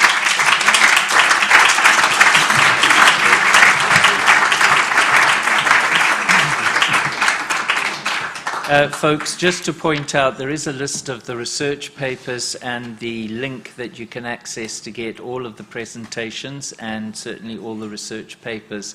So I'm going to ask Eleni and also Victor at some point just to email everybody with the link so that you've got it again, and we'll do that. Let's just take very brief questions for Dr. Andre.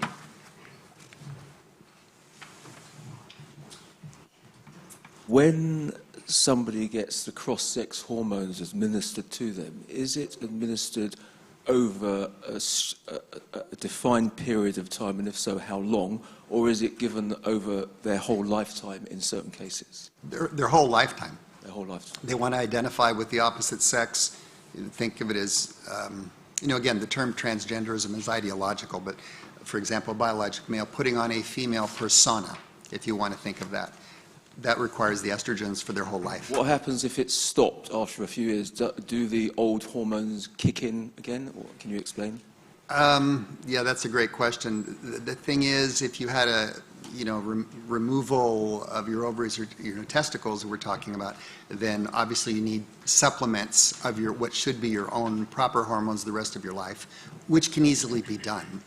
But yeah, the hope is when they go away, the rest kicks in, assuming nothing more permanent was done. One more question.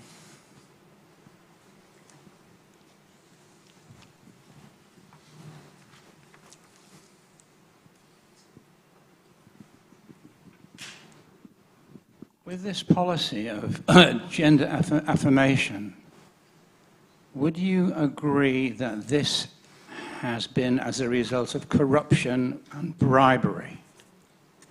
I can't speak to corruption and bribery. I just think it's scientifically unmerited. It's ideological. I wrote a blog on this for the CMDA some 4 years ago. Basically, transgenderism is a state-sponsored religion. We're talking Gnosticism here. The idea that there's some intellectual superior reality that negates the reality of physical, your physical body, which is, nonsense. But it is, at best, an ideology, and it's being pushed by government, which our Constitution says shouldn't be happening. Thank you so much, you. Dr. Van Moor.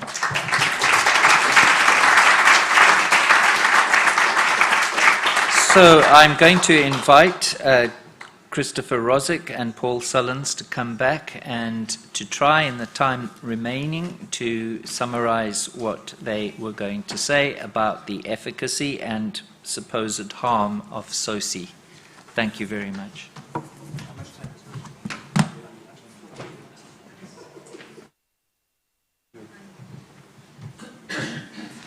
All right.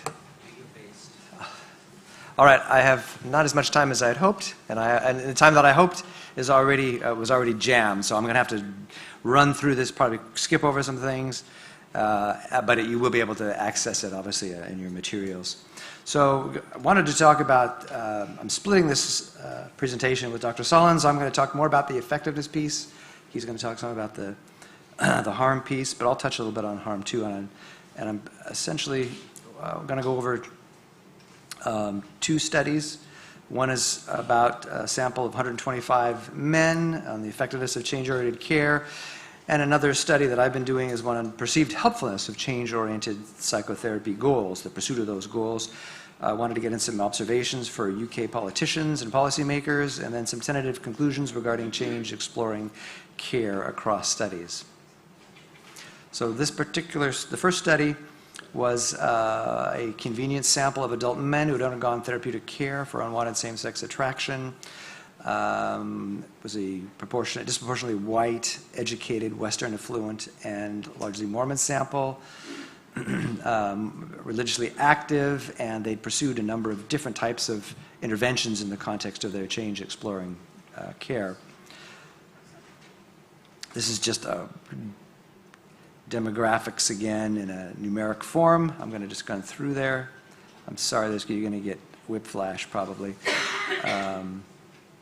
They perceived change or stability of sexual orientation was measured by ratings to 8 sexual experiences 6 months prior to seeking help, and then at the time they took the survey. You can see the ratings were about how often they had these different homosexual behaviors and attractions and feelings, as well as the same for heterosexual behavior and feelings. These are some statistics we use. I'm not going to get into that. I do want to talk about effect size here. Effect size is a measure of the strength of the relationship between two different variables. Okay, and so the larger this effect size is, the more important the result. And then, oh shoot, this way one thing. Cohen's guidelines. I kind of messed this slide up. It should be take off the zeros there. 0.2 is a small effect. 0.5 is a large effect. 0.08 is, or 0.8 is a large effect. 0.5 is a medium effect.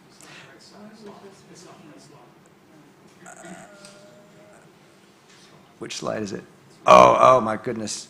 You're ahead of me. I went backwards. All right, no mind. Where are we here? Anyway, are we... obviously we got to do this. Where is that? Oh, go forward. Go forward. There you go. Okay, that's okay. Stay. It's okay. They get the idea. We've done that one. Go to the next slide. Okay. So this is the table, changes, monitoring the changes in attraction identification and 4 aspects of behavior following the social intervention of this sample. Just a few, you can see, like with attraction, based on the response scales on the right, attractions went from about almost entirely homosexual to essentially bisexual. For homosexual sex ideation, went from a little above bisexual to more heterosexual and homosexual, and then for homosexual sex, or heterosexual sex ideation, it went from having that almost just about under yearly to having the heterosexual sex ideation on a monthly basis. So those are the largest effect sizes, but change was all in that direction. Okay? All right. Considering different outcome categories, 69% reported some remission, partial or full, of unwanted same-sex attraction, 54% reported some remission of identification, and 45% reported some remission of homosexual behavior. Full remission of unwanted same-sex attraction or identification was achieved by only about 1 in 7 participants, and about 1 in 4 reported full remission of homosexual behavior. And finally, a substantial minority of participants reported no effect or negative effect for same-sex attractions, identification, and behavior. But as you can see, in terms of a negative effect, it was a very small part of the sample. All right. Yeah, so this is just what I reported on in statistical form. Moving on. Again, as noted earlier, married men in particular appeared to benefit by reduced same-sex behavior following their change efforts. Effectiveness of change efforts may be especially impactful for men who want their sexual behavior to come into more congruence with their religious values about marriage. So you can see for the married men, almost 71% were engaging in homosexual sex prior to their SOCI experience, but after SOCI, at the time of the survey, only just under 14% were engaged in homosexual sex. So you can imagine how impactful that might be in a positive way for their family and their marriage. The pursuit of change was associated with greater congruence among components of sexual orientation, attraction, behavior, and identity. This is reflected in the increased correlations between these dimensions following the change efforts, as you can see. This is how it was represented graphically, and particularly note the kind of the gray slice there. Full integration of attractions, identity, and behavior. And what they represent, there's a threefold increase in congruence among all components of sexual orientation from about 5% to nearly 16%.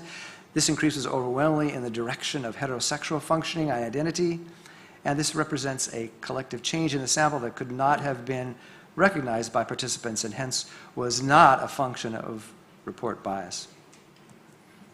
Okay, and then this is a study I've been involved in. It's just coming out now. It's just being published as we speak. It was a sample of 192 participants from a database and team, a research team that I've been involved with. I'm the sole representative of sort of non-LGBT on this team. But we were able to recruit from both LGBT affirmative and change supportive networks. This is what makes this different, this particular data set. So you can kind of look there. It was a little majority Mormon, but there were other faiths involved. So I think there's some generalizability that can occur. So we looked at, part of the study I'm looking at is the 4 psychotherapy goals that are associated with change efforts, not to act on same-sex attraction, to reduce your same-sex attraction, to a goal of eliminating same-sex attraction, and the goal of feeling heterosexual attractions. We measured these, the level of helpfulness or harmfulness on a 9-point Likert scale, 1 being extremely harmful, 5 being no effect, 9 being extremely helpful. And then for the charts that are going to follow, this is the key, using both the standard deviation and the mean statistics to determine green is that the goal was rated consistently as helpful by participants. Blue is that it was rated as more helpful than harmful. Yellow was pursuing the goal was rated as more harmful than helpful, and red was the goal was rated consistently as harmful. So here's where it gets interesting. You can see on the left was the rating for the full sample, and then I broke this up into further analyses between non-LGBT identified and LGBT identified, and between those who identified as theologically conservative and those who were not. So you can see that the median response by the full sample of participants to the goal of not acting on SSA was mildly helpful. The median response by the non-LGBT identified and theologically conservative participants was moderately helpful.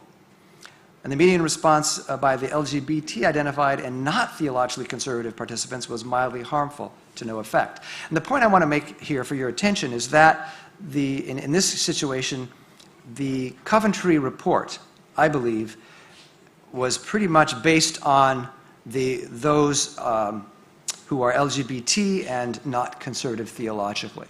So the bars you see, the yellow bars here, that's who the report's on. That's who the report includes. The green bar participants are excluded from the Coventry report. So as we go through these slides, just keep that in mind, okay? So this was on the goal of not acting on same-sex attraction. And you can see they also had very large effect sizes, very significant differences.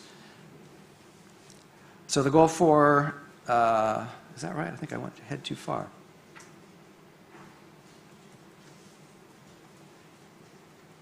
Okay, so I guess not. So the goal for eliminating same-sex attraction, you have that one up there? You can see here the median response by the full sample described it as having no effect. Median response by the non-LGBT identified and theologically conservative participants was somewhat helpful, but the median response by the LGBT identified and non-theologically conservative participants was mildly harmful. Oh, I'm reading the wrong slide. I'm sorry. What slide's up there now? Oh, eliminate. Did I just go over this one? Was this one just came up? No. This is just came up. Okay, I'm sorry. So I was reading for this slide. Anyway, don't go back. Don't go back. It's too confusing for them. But you get the idea. The previous one was the goal of reducing same-sex attractions. Okay. You can see the same pattern. That's the thing to remember, though. Although for the goal of eliminating same-sex attraction, I think there is caution advised here, very much caution, if a client comes to a therapist with that goal in mind. And then for feeling heterosexual attractions, same kind of pattern. All right? I'm going to just kind of blow through this, so I apologize. So some observations for the UK politicians and policymakers to consider. I think the Coventry report is already outdated and omits or dismisses critically relevant research. The report relies on the National LGBT Survey of 2017, interviews 30 individuals, 22 of whom are LGBT identified, who report conversion therapy experiences, but non-LGBT identified sexual minorities are virtually ignored. Hence, the results are biased, and the conclusions derived have to be fatally flawed. And the report acknowledges further research is also needed into the conversion therapy experiences of people with same-sex attractions who do not identify as LGBT. I think responsible politicians would wait for such research to be conducted before passing bans, which makes such research impossible to conduct, I might add. So I did a little bit of further work on this data just for this conference, looking at those who did not identify as LGBT and began their change efforts as minors for each of these particular goals. And you can see 92, almost 93% of those individuals reported the goal of not acting on their SSA was at least mildly helpful. 50% of those individuals reported the goal of reducing their same-sex attraction was at least mildly helpful. 25% reported the goal of eliminating same-sex attraction was at least mildly helpful. That's the lowest number, so again, caution, I think, particularly there. And 53% of similar participants reported the goal of feeling heterosexual attractions was at least mildly helpful. So for this subgroup of sexual minorities, even those who started as minors, it had some for 3 of these goals, the majority had beneficial effect. So very few of these individuals who pursued change are represented in the studies and documents relied upon by the report and UK politicians. This virtually guarantees the report provides an incomplete or inaccurate information unsuitable for justifying the severe restrictions on counseling speech and human self-determination envisioned by proposed legislation. So I think, I don't know, I want to be honest, I want to be fair to you, so I'm just going to go through these slides. I think I'll just skip through them and just go to the end. You can read this, my recommendations, basic summaries. These are the studies that were missed in the report that really need to be there to be considered. What's that? Do you want me to go over it real fast? Oh, okay, okay. I'm sorry. Tentative conclusions on the effectiveness of change-oriented care across these studies. Do you have that one? One more. Oh, keep going. One more. Oh, no, go back. So we go. I think there's one more. There you go. Okay, sorry. So significant minorities of those seeking change report reductions in same-sex attractions, behaviors, and/or identities that they find meaningful and satisfying, often with increases in heterosexual attractions, behavior, and identities. And this is particularly true for those who are traditionally religious and not LGBT identified, some of whom began their change efforts as minors. These are the people who are really going to be shafted by the report. That's American colloquial for treated poorly. These changes typically represent movement towards more heterosexual functioning, although usually representing a bisexual adjustment. Categorical change appears to be relatively rare, and categorical I mean from like having no opposite sex attractions to having completely only opposite sex attractions. That appears to be relatively rare. It does happen, and it's fairly significant for those who experience it. Most change appears to occur relatively early in the change effort, about 6 to 18 months.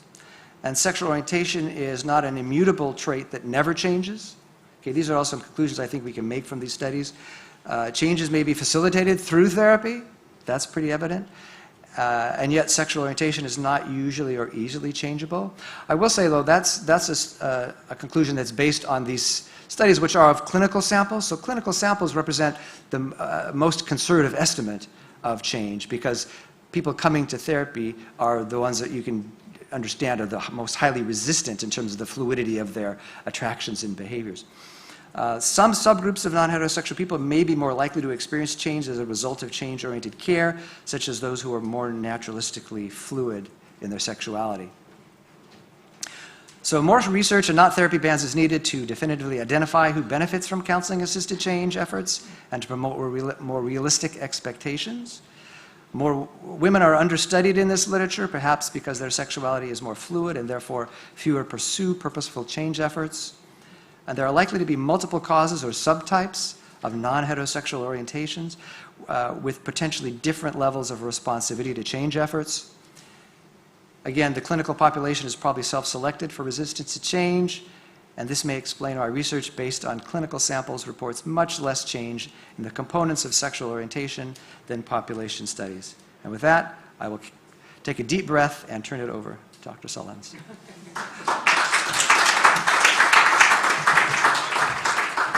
Okay, can you have the mic? And the laser. Oh, do you have the laser pointer? I do. Okay, great. Do I have to turn this on?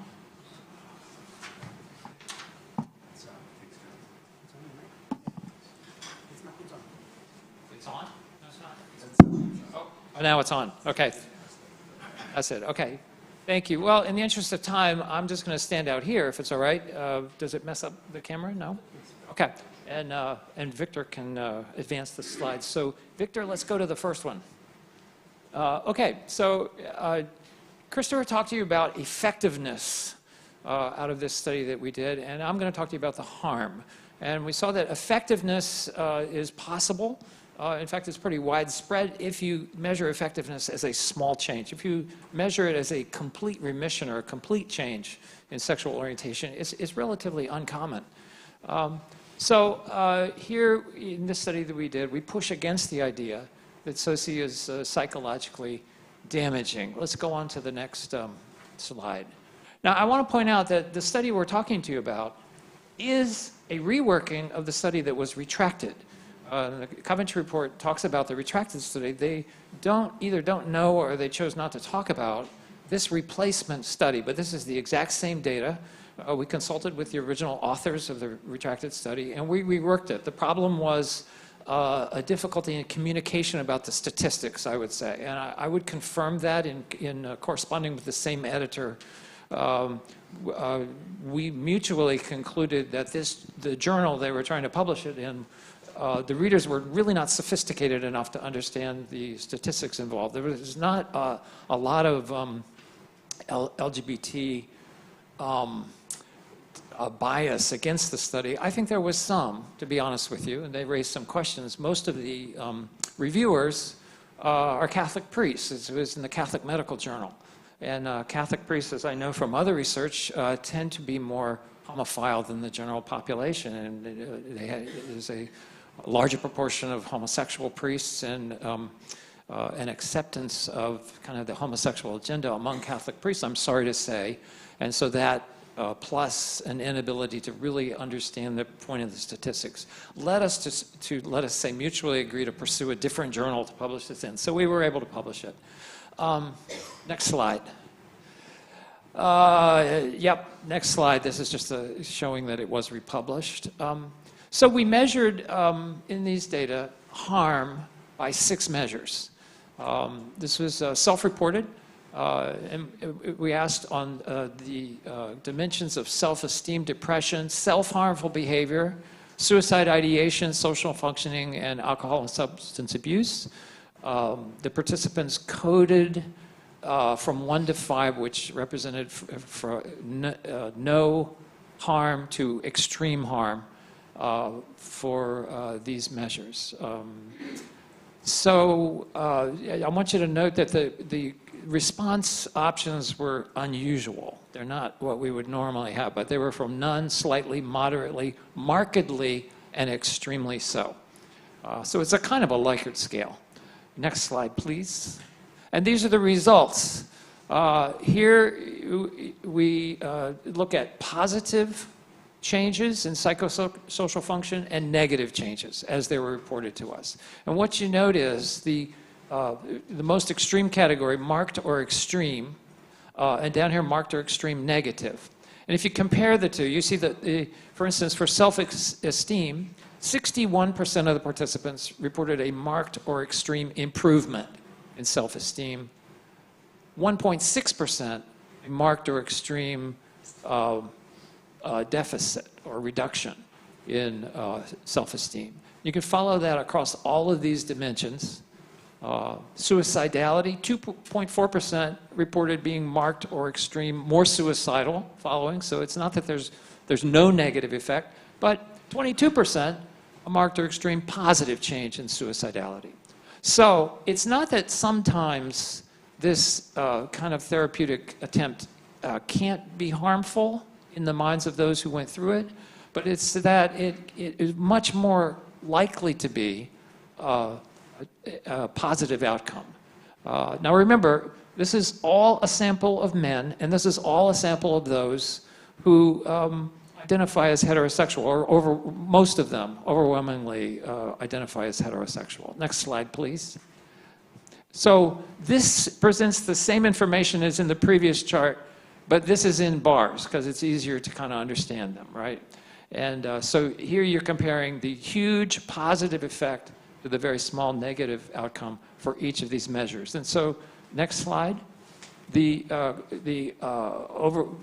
obvious conclusion would be that it tends to be mostly positive. Here, the Coventry report talks about the ineffectiveness of conversion therapy. Now, I want to point out a couple of things. This is those with what I would call successful SOCI outcomes. They are thus now heterosexual. If you go through SOCI and you don't come out identifying as heterosexual, you would have to say that some part or in some way that SOCI was not successful. Now, I'm not trying to be normative in those use of terms. We might use some other term, but we can compare the groups of people who come out of SOCI still identifying as LGBT. I'm going to call that unsuccessful SOCI.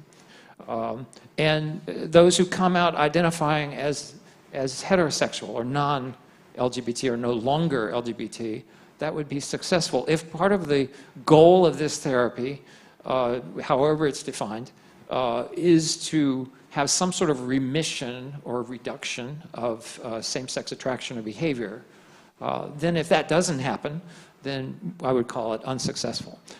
So I want to call these SOCI alumni, because in the literature they tend to be called SOCI survivors. I think that's a bit pejorative, and I don't know of another alternative term. So maybe you'll come up with a better one.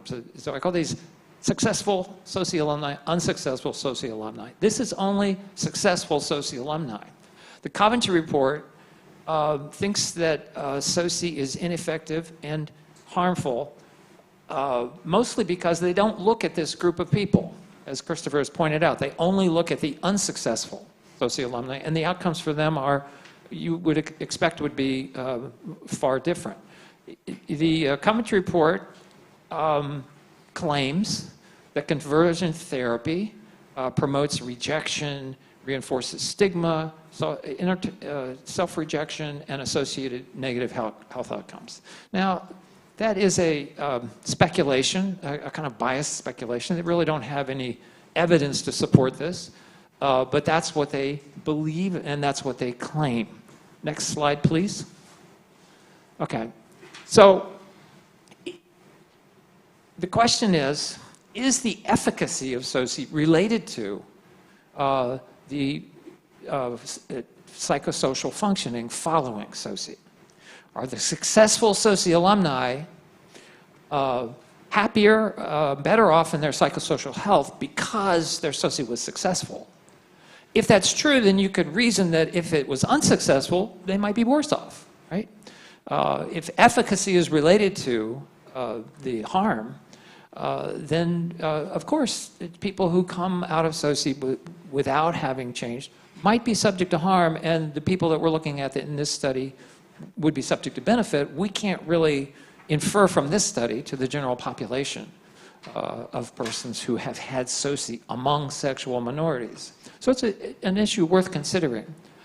So what I did here was to look at the data from this study, and I was asking, is there any correlation between the degree of change in sexual orientation, the efficacy that Christopher talked about, and harm? Here I'm presenting you evidence that, yeah, in fact, there is. So here you have the correlation between the degree of change from same sex to opposite sex for depression, let us say, is a very positive 0.35 correlation. You would say, yeah, those who changed more had lower depression. Same all the way down for all of the outcomes, right? These are all statistically significant findings. This is just barely, it's at the 0.10 critical level, not 0.05, but we'll throw it in there too. So we can come to this general conclusion for this group of people, those who changed more, were more successful, had less harm or greater happiness as a result of that.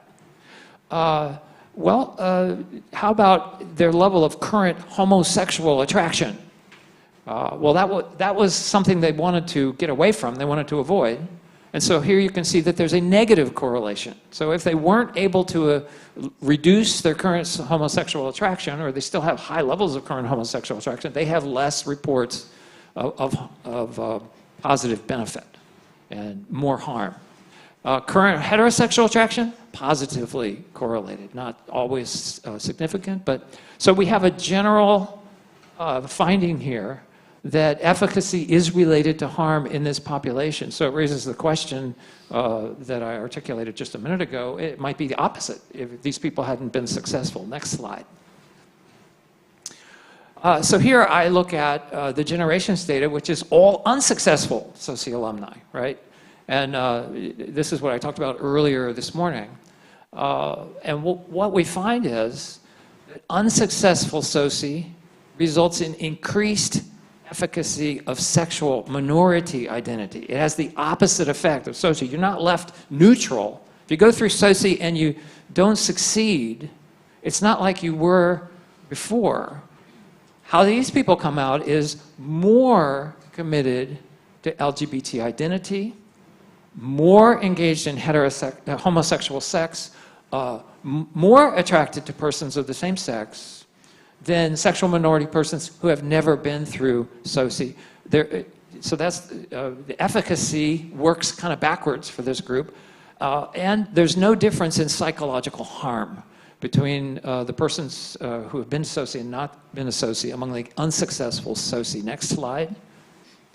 This presents the same information as the previous slide, but I didn't go into it because this is easier to understand. So if we went back there and looked through that chart, you would see that there is a 23% increase in identifying as gay and lesbian among the unsuccessful SOCI alumni. There's a 20% decrease in identifying as bisexual. So if the ones who have been to SOCI are more likely, currently identify as gay or lesbian, less likely to identify as bisexual than the rest of the sexual minority population. By the way, these differences, the comparative differences, are all statistically significant except for this one. No, they are all statistically significant at 0.01. Okay, so there's a 13% increase in being very attracted to persons of the same sex, having been through SOCI. 22% decrease in being very attracted to the opposite sex, having been through SOCI and not being successful at it. 19% more report exclusive same-sex partners in the past 5 years, 70% fewer exclusive opposite-sex partners in the past 5 years. This is a very strong effect, having been unsuccessful in trying to change sexual orientation. So on all these three measures of sexual identity, right? Identification, attraction, and behavior, that's how we measure sexual orientation on all three dimensions. Sexual minority persons who have gone through SOCI and did not convert were much more expressive of their gay or lesbian sexual orientation than those who had not undergone SOCI. Next slide. So this looks at a couple of other measures comparing these two groups. These are the ones who have been through SOCI unsuccessfully. These are the ones who never went to SOCI among sexual minority persons. They ask, to understand who I am as a person, you have to know that I am LGB. One of the questions on the generation survey. 68% of those who had been through SOCI agreed with that. Only 45% of those not through SOCI. I already showed this earlier. They tend to be more out about their sexual orientation. 70% of those who have been through SOCI versus 55% of those who hadn't been through SOCI. There's no difference between the two groups in social well-being, social report, or life satisfaction. No effect.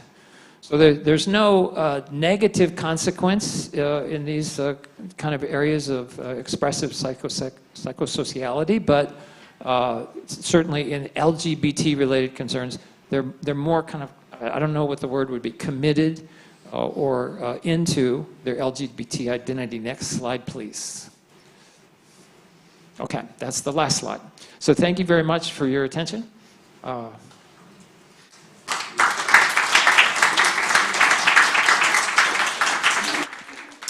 So we'll break immediately for lunch, folks, and we'll call you back after you've had a reasonable time to eat your food, and we'll continue. Thank you so much for the in-depth work that you've done.